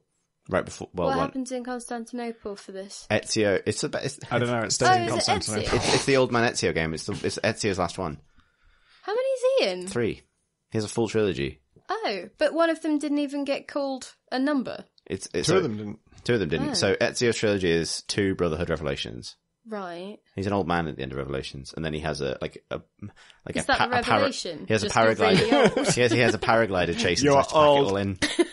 Actually, old Ezio is one of the best characters in the series by miles Oh, hang on, why? because he's just really charming. He's like because he's sort of mellowed out because he's like the young gun when in 2, and then he's takes on some responsibility in Brotherhood. He's the best thing about that entire series, Ezio. And Okay. then in Revelations, he's sort of like kind of like the cool old guy that's kind of been around the world a few times, and is like there's a really nice bit. And I think I've mentioned this in the podcast before, where he meets, because it's Assassin's Creed, his love interest, but not in like a serious way. But maybe they get together at the end, and that's the sort of the genesis of his family tree for the rest of the series. Is literally, I think, the girl in the pearl earring from the painting. Oh, And he meets her because she runs a bookshop in Istanbul or something. I think it's her. wasn't she Dutch? Yeah, I think she was. That's the problem with this theory. It was someone from a painting. I can't remember who it is. But There's quite a lot Mona of Lisa. paintings set Yeah. in that general no, area, that is so- already in 2, I think. You also invent coffee or you invent the latte. Yeah, he invents the latte in 2. Really? Yes, he Yeah. does. How? Leonardo da Vinci invents coffee, and then you say, "I need some a little milk." latte." It's a really good bit. But hang on. So No. those 3 Sure. Assassins. Leonardo da Vinci is your arms dealer in 2. Yeah, he's for Q. God's So sake. those 3. I mean, that makes sense. Those three but- Renaissance games are fantasy adventures of Renaissance James Bond, and they're really good. But Okay. the rest of them are rubbish. But yeah, you meet this woman, and he has to find like the access to an ancient ruin that's in her basement. So is he Lara Croft? No, he's sort of like just a kind of a fun He's dad. the time police, isn't he? What? I think. But like with what's it called? You know, Desmond. Dynablob or whatever. Dynablob. You know, The sinister shadowy corporation Dynablob you know the people who talk to sent you someone about back in time through desynchronizing DNA shit. the mesh and the like. You're Yeah, going too Abstergo. far out of the thing. Abstergo have put you in a machine that uses your DNA to take you back to ancestral memories, and then you relive their. It's such bullshit. I actually can't say it. Exactly, but like, so he's a time cop. No, right? he's not. But he must be, because Ezio's otherwise, just a what's he man. doing? Because Ezio's just living his life. But why are they there then? What's he doing? Desmond is He encounters the remembering him. Templars. I don't want to get into this. The Ezio games are really good. But what? Right, fine. He's really So charming. Then he does Constantinople in. Then it's Istanbul. Thank you. So then it's 3. Yeah.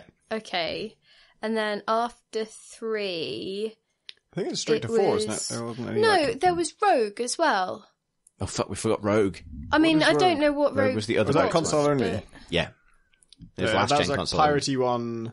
I think No, it was Piratey 1 was doing all of the main traffic, right? It was Yeah, after hang Piracy on. 1. It did have boats though, right? Yes, it did. It was, so it goes Assassin's Creed 4 Black Flag, which is doing all the number and a subtitle. Yeah. Right. Then, And then it was at the same time as Unity? yeah, and then maybe? Unity was next-gen consoles only, so they put out Rogue on the last-gen consoles only, Rogue being the one where you play as a Templar sea captain.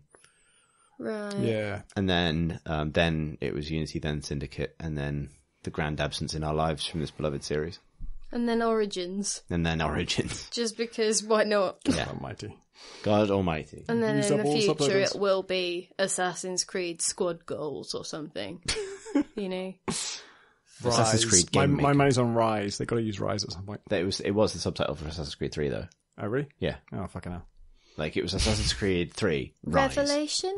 That is Assassin's Creed Revelations. Oh, right. That's what we were just talking about. Hang on. Revolution. Kind of in French Revolution. Confabulation. Revengeance. Yeah. We've got to do Revengeance at some point. Batman Returns.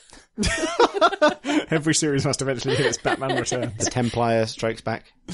Oh, God. Assassin's Creed Arkham. See? But then no one will know if it's Batman or Tentacles. What? Oh, yeah, because yes, okay. I get what I you're going. didn't know. Yes. We could just list Assassin's Creed games for the rest of the pod. I think we might run out eventually. Of listeners. I bet there were mobile games as well. I There bet it was were. like Assassin's Yeah. Creed, like prod it with your hand or something. Well, it was because they really copped onto the new kind of naming scheme for mobile games if you really want them to sell, which is What, why it's Go? called Assassin-y Creed. I don't understand. Like Crossy Road. Oh, I see. Flappy Bird. Oh, well, those are just 2 games. This isn't a trend at all. I think there's a third one somewhere. Oh. Flimsy Gag was the... anyway. Assassin's Creed Match 3. Charlie writes...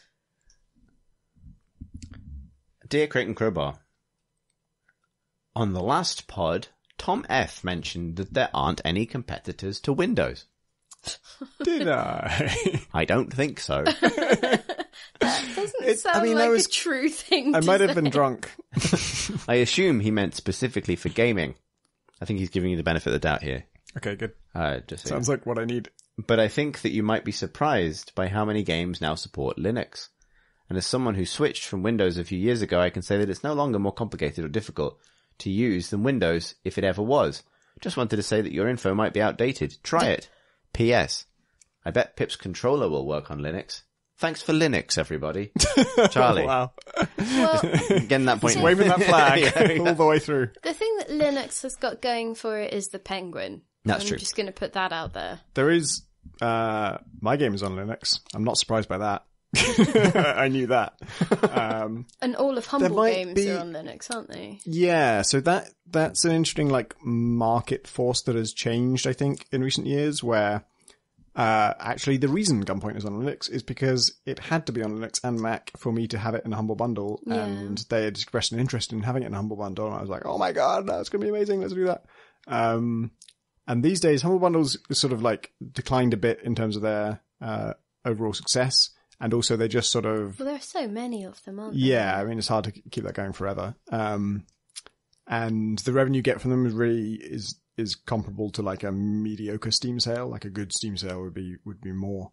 And so I think there was a honeymoon period where a lot of developers were doing, like everyone just did Linux. If you're any developer, you do Linux and Mac because you want to be a Humble Bundle at some point. And so we all did it. And that we might be seeing a decline in that because now Humble Bundle is not a sort of key part of being successful as an indie. You don't need to do it.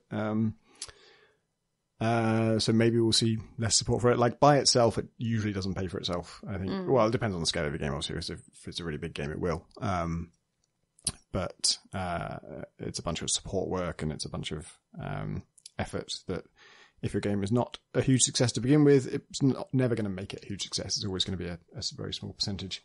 I've received the mime for this. Maybe it's a sign for me to shut up. No, the mime is because it's the only one that is black and white, like the Penguin of Linux fame. Okay. And I thought that you might like... I've forgotten the Penguin's name. It has a name, doesn't it? Like, I think all the Linux distributions are named after species of penguin. I think Ubuntu is a species of penguin. No, the Penguin actually has a name, and it's something like that would feel super obvious. Isn't it Tux? Baz. No, it's isn't it like a Scandinavian name? Doesn't it actually have Penguin's name Linus? is Linus Torvalds. Yeah, that's like his Linus name. the Penguin. That's the guy who created Linux.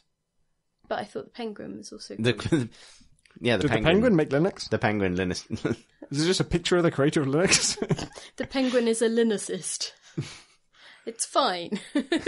So, are you arguing back that Linux's like ubiquity might be on the decline, or I wouldn't say it's an rise? argument, but it was something that just occurred to me recently. It was like, I remember a time when it seemed like Linux support was just going to increase forever until everything was basically on Linux, and now I don't think that's true. I think that is not an endlessly escalating force. I think it's more like a thing that happened for a little while. And it will be, there will be people who want to be the sort of game that is on the Humble Store and that caters to people who do have those. You can be on the Humble Store other without supporting operating Linux. systems. It's only if you want to be in the major Humble bundles, and that you can also be in other Humble bundles. You can be in other bundles organized by Humble that without needing to be on Linux and Mac. It's only the main ones that require you to do that. I also want to stress that I actually would like Linux to become a more viable alternative to Windows, because I hate Windows being the only thing. It sucks. I think in my experience on itch.io, various download pages, it seems to be that Windows is the one that you get as the default, and then like the other options that you might have aside from that, Mac is the more prevalent, and then it's Linux. Certainly on the games that I play anyway. It might just be that it self-selects towards just, you've made a ridiculous project for a game jam, so if you worked on a Mac, it'll be Mac friendly. If you worked on a PC, it'll be. For stuff like that, these days it's really easy just to export to Mac or to export to Linux is pretty easy. And certainly in Unity, it's a little bit trickier in GameMaker, but GameMaker does support it now, whereas it didn't in the time of Gunpoint. But that's like, if you're not charging money for it, it's trivial. If you are going to charge money for it, you need to kind of check that it works, and that's the way the work is. It's like is QA, and when you do test it, you're going to find it works on this distribution, but not on that distribution, and it's going to have this kind of problem, that kind of problem. I will say, actually, Linux users, they're very passionate and they're very evangelistic, and they will hassle you if you're not on Linux. But if you are on Linux, they show an unusual amount of willingness to try and make it work, because it is impossible to make a thing work on every single possible distribution of Linux, because they're all so different. It's also, I don't make my games work on every version of Windows because I don't test Windows 3.1. There are limits to every kind of compatibility thing. But I just have I don't think I've ever had like an angry Linux user say, I tried a game on my particular build and it didn't work. Like, if they know it works on some kind of build, they'll figure it out, which is nice. The Penguin is called Tux. I discreetly Googled it, and I was right. Oh. Yeah, Linus Torvalds, just the guy who made Linux. Well, he preferred it when he was a penguin. There's the skier, which you can add to the mime to make a penguin. Okay. What? That makes sense. Chris, that makes sense? That makes complete sense. It's a cold weather thing and a black and white thing, therefore, penguin. I'm afraid the mime is going to smother the skier, because the mime is paper type and the skier is rock type. Oh god, he's going to put his gloved hand the over bourgeois the skier's skier face is and also rock push type. him into the snow until he stops. This is a very... The mime just wants everyone to be silent all the time, and he'll just smother them until they are. Well, with his papery hands. I'm not going to give you the monkey, because that's just not relevant to this. And you haven't earned it. Well, I just am amused at the mime's bizarre lifestyle, which indicates an opting out from the capitalist hierarchy. It puts him above the bourgeois skier. Anyway, Jim writes, I recently went to a master's defense about a game showing the results of, as in like a Viva, I imagine, game showing the results of different coastal and ecological management decisions in the Netherlands. It was quite interesting and entertaining, though. Part of that was using the term serious games all the time, presumably so that the audience wouldn't get confused with Call of Duty. Basically, it was a management sim that showed the real impacts of various real policy choices visually, to give people a better understanding of what would affect what. It got me wondering, what other things could be converted into sim form for practical purposes? Obviously, we've already got flight sims, and sort of democracy for politics. But can you folks think of any other stuff? A SimCity game that showed things that actual city planners do, perhaps? We'll answer that part first, because the second part of this is a grudge, and that'll bring us into grudges. So just to be clear, a master's defense is a thing where someone has like a project they're doing for their masters, and then they have to defend it against Yeah, people? you have to do this for masters and PhDs. So people come at you from all angles, and you have to defend them. Yeah, it's like it's like that bit in The Matrix 2. like a bow stick. Yeah. I mean, I don't think it's that common for masters, but for PhDs, you have to, verbally defend your argument. Who attacks it? Anyone. No, it's professors. They put it on the streets. Professors, yeah. You have to put it up on Twit longer. Defend it against randos. You are not allowed to say "don't at me." It's actually the time. 72 hours of rando at the end defense. of your academic career when you must be atted. Maybe you could get like a little academic AMA, you just post it on the little subreddit and have to be there for an hour and a half to sort of say. No, it's like your peers or your tutors or the academics at your university grill you on your subject to make sure you can actually defend it as well as write about it. There's a sort Make of sure like it was you. There's a entrepreneur's tip that goes along the lines of if you have an idea you're excited about, then get some of your friends together and tell them about it and ask them to just lay any criticisms they have on you and you pick it apart if they can. And you don't have to have an answer for all their criticisms, but if you're still excited about the idea at the end of that, then you should go ahead with it. And if they manage to deflate you, then you shouldn't. I think a PhD a Viva is kind of the opposite, because you got to the end of like a multi-year project and then you find out if you like it or not. Then you find out if you've wasted your life. I think the thing I always feel like games could simulate that is hard to explain is relativity. And things like time dilation and the twin paradox. And so the twin paradox is actually not 100% confident I got the name right. There is a paradox there. It's not a paradox, by the way, but it's called the paradox. Twin paradox. Possibly. It's to do with relativity, so it's at least tangentially related to Einstein. Tell you what, you can have the other bear so that you can have twins. Okay, thanks. The twin bears. So if one bear stays on Earth and one bear takes a not a fast light ship, a very fast ship, a ship that goes some percentage of the speed of light, like 50% of the speed of light or something. You can't go 100% of the speed of light, but you could go a significant percentage of it. And relativistic effects actually affect everything all the time, but they affect it to such a tiny degree that if you're traveling at 500 meters per second, it doesn't give a shit. It's not going to have any measurable effect. But if you go at like 50% of the speed of light, then time moves slower for you than it does for the people you left behind. And so if you go at half the speed of light away and then you come back, less time will have passed for you than the person on the planet. The paradox is like, well, how does the universe know which one of you moved and which one of you stayed still? Because surely, everything's relative, and who knows which one of you moved. And the answer is basically that for you to go away and come back, that involves a massive change in velocity. Like one of those things changed velocity hugely twice, and the other one did not. And that is absolute. Like acceleration is an absolute thing. Like that's undergoing a change in velocity is something that you experience a force when that happens, and it's particularly those bodies.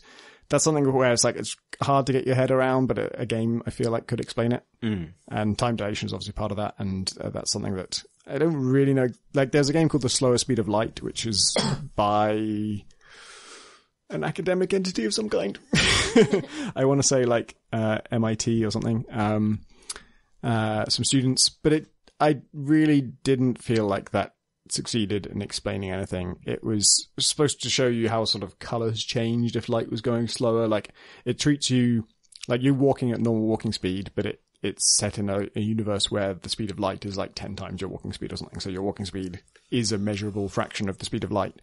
And you're supposed to kind of see how wavelengths change of light and stuff, but I didn't really get that from it. It was like, okay, colors change in a weird way when I walk around, but I can't see the mechanism by which that's happening, and I don't have any better understanding at the end of it than I did at the start. There was a phone app that used your accelerometer to work out how much time that had changed by, like, how many extra seconds you got or something based on those calculations. I really can't remember the specifics of it, but I had it on my phone, and it was absolute tiny fractions of a second. Yeah, I think if you're on a plane and you're going like 700 miles an hour or something for 24 hours, then that, like, you know, maybe a millionth of a second is different basically. Or something.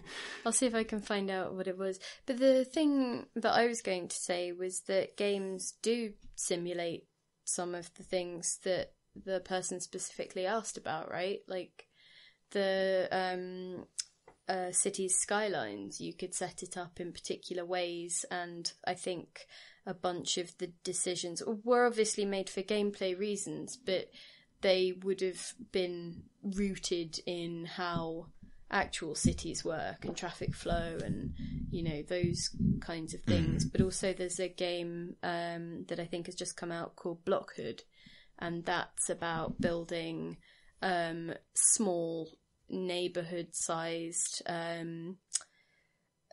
sustainable ecosystems. And so you have these things that you can build up into skyscrapers, but you have to make sure that all of the little interrelation of the resources works out in a way that is that is harmonious and that balances and that can be sustained. But the person who actually made it is a game designer but also an architect, and it is based on ideas that are being explored for future living and for future urban design and things like that. So there are definitely games out there that are doing those things, and also just in the realms of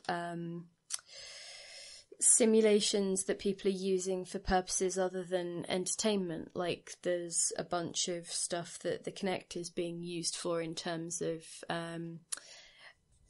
helping people deal with various traumas, or teaching people how to interact in particular, like, loaded situations.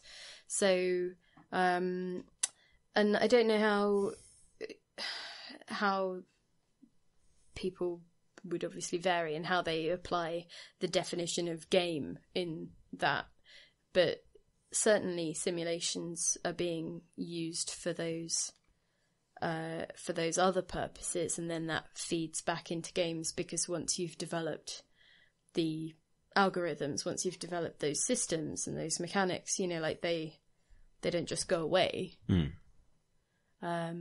So it's kind of like there's a bunch of stuff. There's obviously the academic side of things. There's the commercial side of things in terms of research and, you know, being able to be better at X thing, you know. And then there's just the sheer amount of cash tied up in video game development. So, yeah, I don't know if that's helpful. I don't think it really answered a question, but... Well, it's just, you know, what other things could be simmed, and that answers that. Well, I think I think if it can be simmed, people are trying to sim it already. Do you know what I mean? Like, I think it's, you don't always see them because they're not always very interesting, and some of them are hugely niche, but yeah, I think that is a logical, like... computer modelling is just absolutely a thing. It's whether a game is an appropriate way of interacting with that model. In a lot of cases it is, or something like a game is. Or it'll be appropriated into one, or, you know. Yeah. I don't know. The other half of this is a grudge, which brings us to grudges. Yee. From grudges. We have several this week. I also have a grudge for the Book of Grudges, Jim writes. My laptop broke quite recently, and as I'm studying in Iceland, I had to order a new one quick. I didn't have much money, but still enough to buy one about twice the price of my old one, and with several better specs, overall better specs. However, now that I'm using it, I realize that the increased requirements of a more modern copy of Word and a new version of Windows mean that it's even less able to play games than the 4-year-old one I bought for the grand sum of £130. I can't even get Spelunky to load on this new machine. Basically, I'd like to lodge a grudge against the steady march of progress. Thanks for reading, I Jim. think it can go in, but as a grudge against bloatware. Does that seem fair? Because it feels like it's about... Word has become the overcomplicated. size of the programs that used to be basic but are now just sort of overcomplicated and over. I'm amazed that Word still exists. Honestly, like I use Google Docs for absolutely everything, or OpenOffice, and OpenOffice for everything else. Yeah, I have LibreOffice, which is an OpenOffice-like thing. You would hope that Word shouldn't really take up any memory if it's not running. Like, it will try and run a bunch of bullshit in the background, but you should be able to shut that down. You'd think, in some but way. who knows? But I suppose if you haven't got the hard disk space for much, I think it's also a problem with games. Like some games just are spectacularly huge. I think I had to virtually clear out all the other games that I had before I got my new hard drive when GTA 5 was trying to turn up in my life. And I was just like, oh, really? Who made you so monstrously enormous? You're saying that Spelunky won't even load, which doesn't seem like it would be anything to do with Word. I feel like there's a bigger problem going on there. But I don't know, maybe it is just that things have sort of... I think maybe because also storage is pretty cheap now, that maybe people just assume that you will have multiple hard disks, or that, you know... Because I have a problem with my laptop in that I can't really have much on there at all. So... But then again, I don't use it as my main gaming thing. I mean, but even then, like, Spelunky's what, like 250 meg? Yeah. Like, it's just... Maybe check your laptop. Yeah, that's probably the... I mean, obviously we can put that in the Book of Grudges because you said you begrudgingly putting something in the Book of Grudges. Well, I mean, I'm always happy to have something in there that complains about, Windows products. Just because it backs up things that have been annoying me for a while. Yeah, it's a very safe bet to make a complaint about Windows. Maybe I should be more stringent. What do you think? What do you think? Grudge or no grudge? It's not a real book. Oh. Fuck it. Oh, I want it to go in. It's in. It feels like it's a pain. Boom. Yeah. Scribble. Whatever noise it makes when something goes in the book. Yeah. I was mentioning the book closing. That's actually really unhelpful if you're about to add something. Anyway. Duncan writes in with a grudge. Mm-hmm. Now, we did have one really good request for a grudge voice, but I don't think it would mean anything to anybody in this room. And it was to do a grudge voice in the style of, I think this was Scoo's idea, apologies if it's not, to do a voice of one of the random people who speaks to you through a window or a door in Bloodborne. I've watched enough of your Bloodborne playthrough to hear one of those. Yeah. But I wonder if I should save that one for a pod that Tom Senior is on, just so that someone knows what the hell is going on. Yeah, I think that sounds like a good idea. Well, actually, yeah, I'll plug the Bloodborne thing at the end, but yeah. But anyway, Duncan writes, with his own grudge. He writes, Dear X and Ys, I'm not sure if this is a grudge or a question, but I will leave that to the grand grudgess herself to decide. Has reality ever ruined a game for you? And yes. if so, is it okay to resent reality for doing so? Because last year it did for me, when Leicester City won the Premier League as 4,000 to 1 outsiders in what was by all accounts a beautiful footballing fairy tale.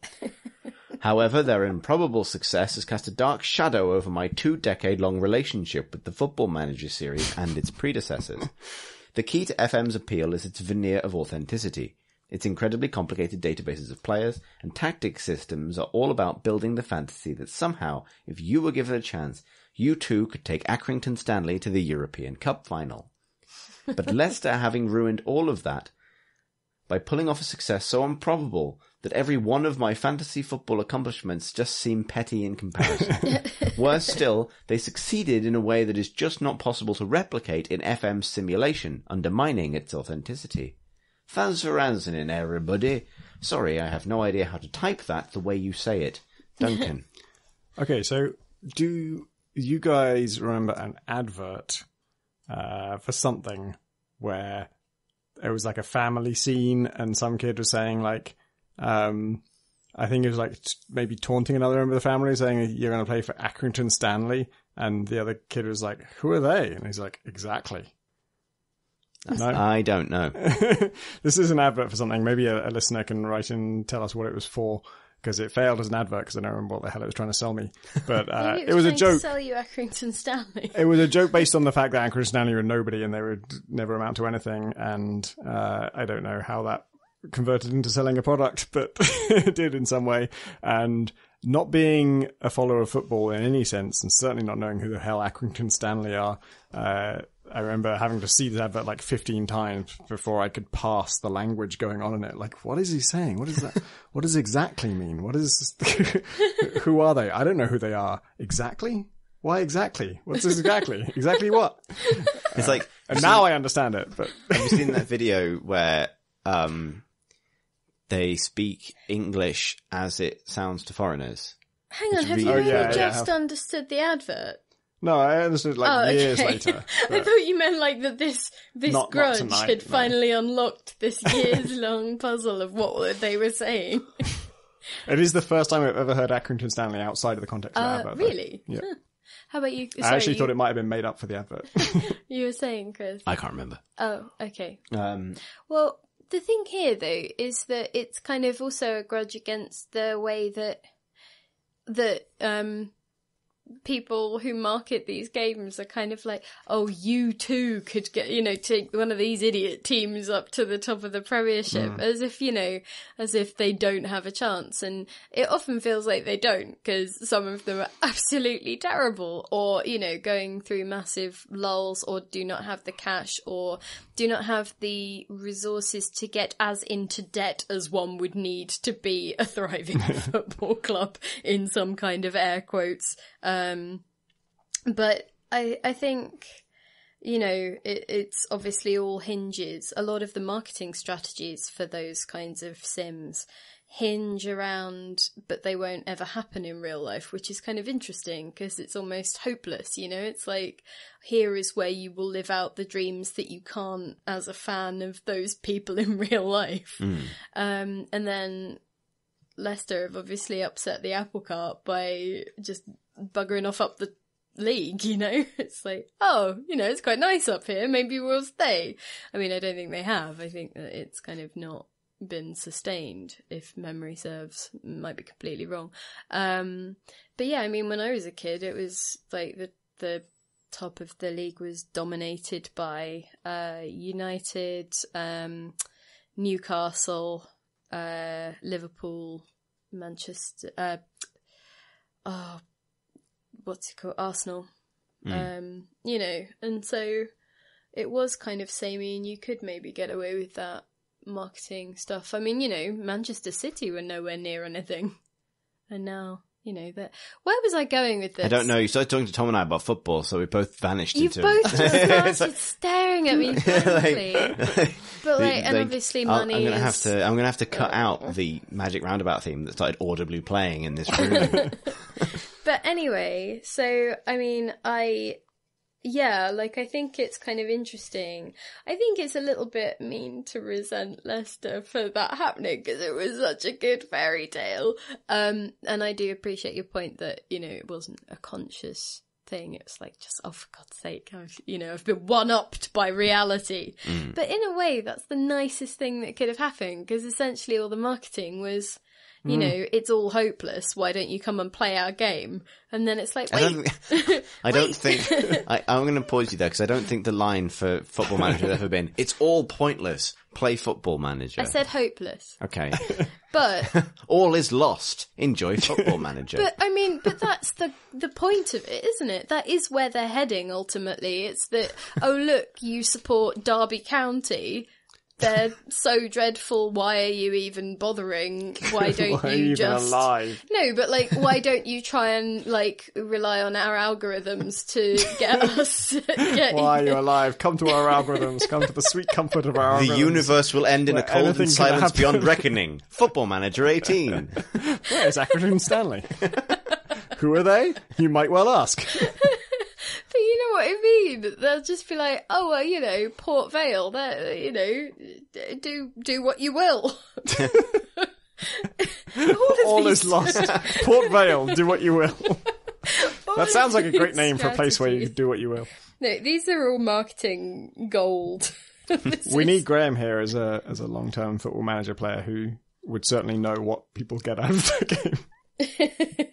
But yeah, no, I do think that is incredibly annoying for people who were trying to create those fairy tales for themselves, because the game algorithms and the game sort of systems would presumably, you know, obviously it works around your skill in like knowing what to do with those systems, but ultimately it would be maybe sort of scuppered in terms of the absolute unexpected happening, because you have to govern more of it. But then again, like maybe that's more like the experience of being the manager of Leicester, where you just be like, well, I knew that this was going to go a bit better than usual, or you know. Is it the case that like what happened in real life was that a bunch of players who are rated, you know, with this skill level suddenly exhibited a skill level that was way beyond what they were? Are you saying they smurfed? No, I'm trying to understand, like, I might regret asking, but I can't remember trying to understand why the simulation of Football Manager can't account for this kind of anomaly. Well, because I only really paid attention to it when it was like a thing that people realised was genuinely going to happen. So I don't know, you know, any of the build up. But I guess what I'm ambling towards is that game systems have to feel fair. Yeah. But the parts that you are in control of have to feel meaningful to you and like you are actually influencing the decisions. And so I think in that specific environment, you'd lose both the ability to be surprised in a pleasant way by the team because you are presumably having more meaningful input, but also that the algorithms or the systems or whatever it is that's at play won't be able to just go massively off-piste and, you know, deliver you maybe a run of amazing victories, but also a run of absolutely horrendous, unfair defeats. Do you know what I mean? I mean, maybe they do. This is the point at which Graham would need to, you know, stick his head out of the wardrobe and say, hello, here are all of my opinions. He's not in there, you didn't hear that, no one said that. On why you are entirely wrong, and these are all things that don't happen or do happen, and Football Manager can feel cruel and unusual and punishing. So maybe I'm completely wrong, but I, just as a base level of how games have been for me in that general area, I would think that's maybe why you don't get that feeling. Yeah. I appreciate I wasn't asked for any of this, and it was essentially about whether it would go in the Book of Grudges. It's totally going Well, he in. actually left it up to you whether it was a question or a grudge. Oh, well. Both? Both, and it's in the book. Excellent. Our final grudge comes from Grizzly. Okay. One of those two bears. This one's written in rather in character, so I'm just going to see what happens. Across the Seine crossing, a cry was heard, cascading across the architecture of Paris in a testament to both DICE's excellent sound design and my own rage. With a feral force, I had rammed my knife into the heart of an American soldier, my anguish only increasing as I saw that he did not understand why he was forced to undergo this punishment, just as I, at the time, did not understand why I needed to inflict it upon him. Next to his lifeless body, still falling to the ground, lay the corpse of my teammate, who had over the course of roughly 3 minutes utterly refused to give me some ammunition, despite me repeatedly calling for it, using all the measures the UI gave me. Had he chosen to do this, I would have been able to save him and spare my enemy the horror of seeing yourself being stabbed. Battlefield is a game that constantly awards players for team play actions. A trustworthy medic can top the scoreboard by keeping people alive even when he himself has a kill-death ratio that is below 1. There are points for healing, giving ammo, spotting, even shooting at people while missing. Yet, there are many people that do not understand these team play features, and Battlefield just makes the assumption that people know how its systems work. Scouts, in particular, never use their extensive spotting equipment, and I really would think that their lives would improve immensely if the extensive in-game wall hacks would be explained to them. In Battlefield 1, holding down the space bar while dead skips you to the deployment screen, but it also prevents you from being revived, which the game does not tell you. This leads to people complaining that they aren't being revived, while doing everything in their power to ensure they can't be. A simple 5-minute tutorial that explains the functions of each class would alleviate this immensely. As it stands, I need to fight World War I with sticks and stones. With regards, Grizzly.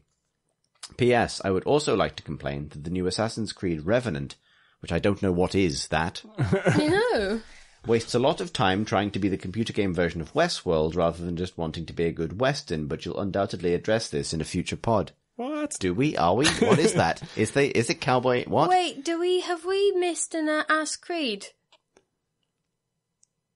Maybe it's like a Revenant mobile one? isn't a thing that we Assassin's Creed. said in our list of No, things. it's also in a different film. Have we... Could you Google this, I'm going to please? discreetly Google this. Talk amongst yourselves. Yeah, Revenant. Hang on, didn't you... Oh, no, you said Revenge. Okay, well, so was the Grudge players not using these features, or the game not having a tutorial, or... I think it's anger that... all. that this problem is happening at all. I mean, I think that is probably quite... Well, not close, but it's... there was a general feeling that the people higher up were perhaps not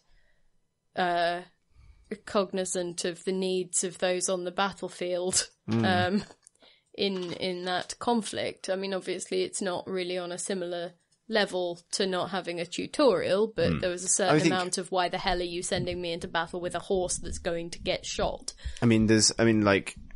This is, to be honest, this is not really a tutorial grudge. This is a why don't people play support grudge, which is, by extension, a why do people design shooters where if people don't do the boring thing, the game is bad problem, I would argue. I think that's fair. I have Googled it. I have no idea what Assassin's Creed Revenant refers to. No. At all. Were there no results, or...? No. Nothing for that, specifically. Do you think this is like an E3 stealth announcement? Maybe. If we've accidentally just broken some embargo on... CNC. It's actually... Who even knows? How do you... That'd be a great twist if, like, the Far Cry is not Western, but Assassin's Creed is. Yeah. So you've played Battlefield 1, yes. Is this a fair assessment of the situation, and is it annoying? Yes. It's, it's fair to say that in any game, particularly a large-scale game with lots of players like Battlefield, people don't tend to really perform the support roles. People want to go out and have an adventure, and I don't think the game does enough to... I mean, it doesn't do enough... It definitely rewards people with points for doing those things, and in turn with victories. But what it doesn't do is make those systems as fun as shooting a gun or flying a plane or driving a tank, which is kind of what people are there for. The flip side of this is, like, obviously it doesn't hold in all of the things that have been annoying, but if they aren't doing it right, then you do it, you know? That's kind of why I end up playing support a lot, is because, I'd rather actually do it than have the arguments with the people who are shouting, why isn't someone healing? Do you know what I mean? Obviously, that's not to criticise Grizzly. It's more just a kind of... It doesn't sound like that would fix the problem. It's like just them being prepared to switch to a different role. So, games don't do enough to either reward you for good healing in a way that makes you want to actually do it for other people, or, make all of the roles equally exciting. I think, to be honest, I think the notion of support outside of a few genres that do it well is a really problematic kind of rubs, idea. isn't it? It's basically where the people who would rather avoid conflict in terms of with their teammates. It's get like, I mean, shunted. It's the way it happens all over the place. Like, it's one of the reasons I've always argued that healing as a concept in certain games breaks those games and requires everything to be revolved around mitigating healing in some way. That you're as soon as healing is an option, like live healing in combat, the drama, the nature of a competition changes completely because, effective health pools become much bigger than stated health pools, and therefore damage values have to account for the amount of health someone might have in potential, not in sort of absolute values. It's like, it's the reason that something like Overwatch can often feel like even TF2, these are good games, but they can often feel quite fuzzy from a competitive point of view because how much health someone effectively has is this weird sliding value. Whereas if you play Counter-Strike, for example, a game that has no healing, damage means a lot. Every bullet means a lot more. Getting winged at the beginning might change the outcome of a fight later in the match. It doesn't make these more or less viable as fun experiences, but I think it makes them more or less viable as gratifying competitive experiences.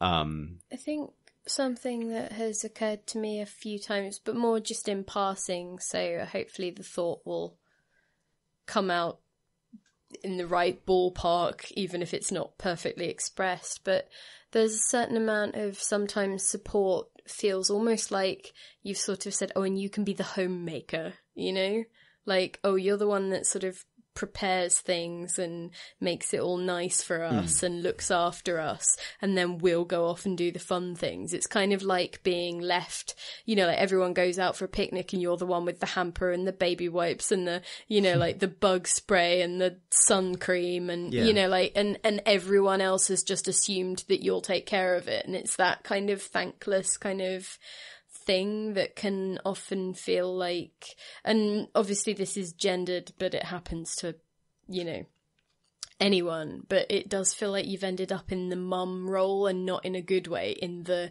shitty, thankless, you'll look after us while we do fun things way. The magic of Dota is that every role is individually really thankless, and everyone has access to that experience. It's the only game to get it right by making everyone miserable. Because everyone is capable of being let down by their teammates that aren't doing their specific thing right. You can have the holiday elf. Thanks. The hated card. The hated holiday elf. Yes. If you've ever received a surprise present for Christmas, there's an elfy chance this friendly little chap made it. God. Wow. There's a real Sistine Chapel ceiling thing going on here where every time Pip tries to pass a card to Chris because they can't quite touch, and so I have to facilitate the exchange. So the creation Are of you Adam. an angel? Yeah. Is that what this is? Yeah, that's more or less my role. You're one of the the angelic host. Oh God! Well, I'm going to award myself a flamenco dancer. Excellent. Cool. Pip, does this go in the Book of Grudges? Yes, it does. Other people are awful. Okay, good.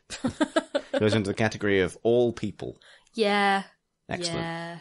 Sorry, I don't know whether I've been... I thought maybe I should have an actual process by which I explain it a bit more rather than saying just yes to everything. I don't think it's necessary, really. We can just get away with honking. Oh, okay, well, honk. All right, good. Honk, honk. And that is all the honking we've got time for. If you'd like to honk us a question for a future honk-isode, you can do so by honking at questions@crateandcrowbar.com. You could also honk at our community on Discord. The link for that is on our website at crateandcrowbar.com. You could also honk at us on Twitter at twitter.com/crateandcrowbar or at crateandcrowbar, as that is more commonly expressed. I got a bit confused. There's the Bloodborne series. Yeah, I was about to say that. This week we started what will be a very, very long series for Tom Senior and I, which is our Bloodborne playthrough, years after promising that we would do a special podcast on the brilliant Souls game from Software that was never on PC. We decided we're just going to finally resurrect kind of both that idea and the Dark Souls playthroughs that Rich and Tom Senior and Rich Stanton and Tom Senior and Marsh did way back when, as a new series that will be coming out weekly until we finish that game, which could take a year, but we'll get there eventually. First episode is up now on our YouTube channel at youtube.com/crateandcrowbar.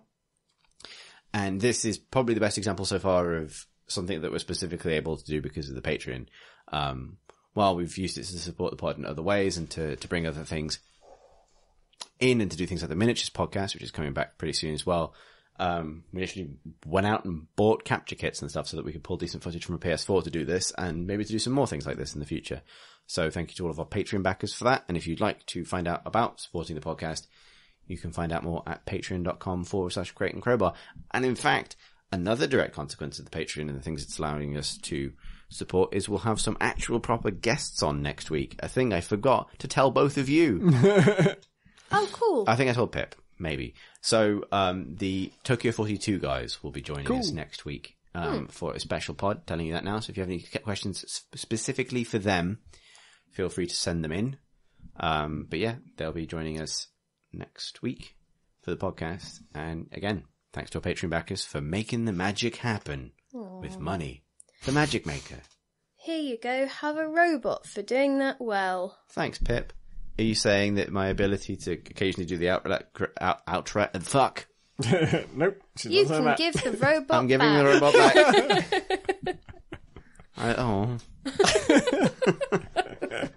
I was really happy. I got a nice one. Rather than the things you'd given me previously, like hated elf, sad janitor. Fine, have the robot back. Just don't, Sympathy robot. Yeah. Sympathy. The atomic I hate weight you, of Sam. a wacky witch is 3.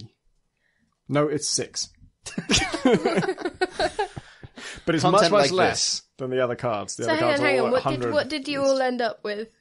I got a wacky witch, I got a plant monster, I got 2 bears, I got a mime, I got a guy in a shark suit, I got a hippie.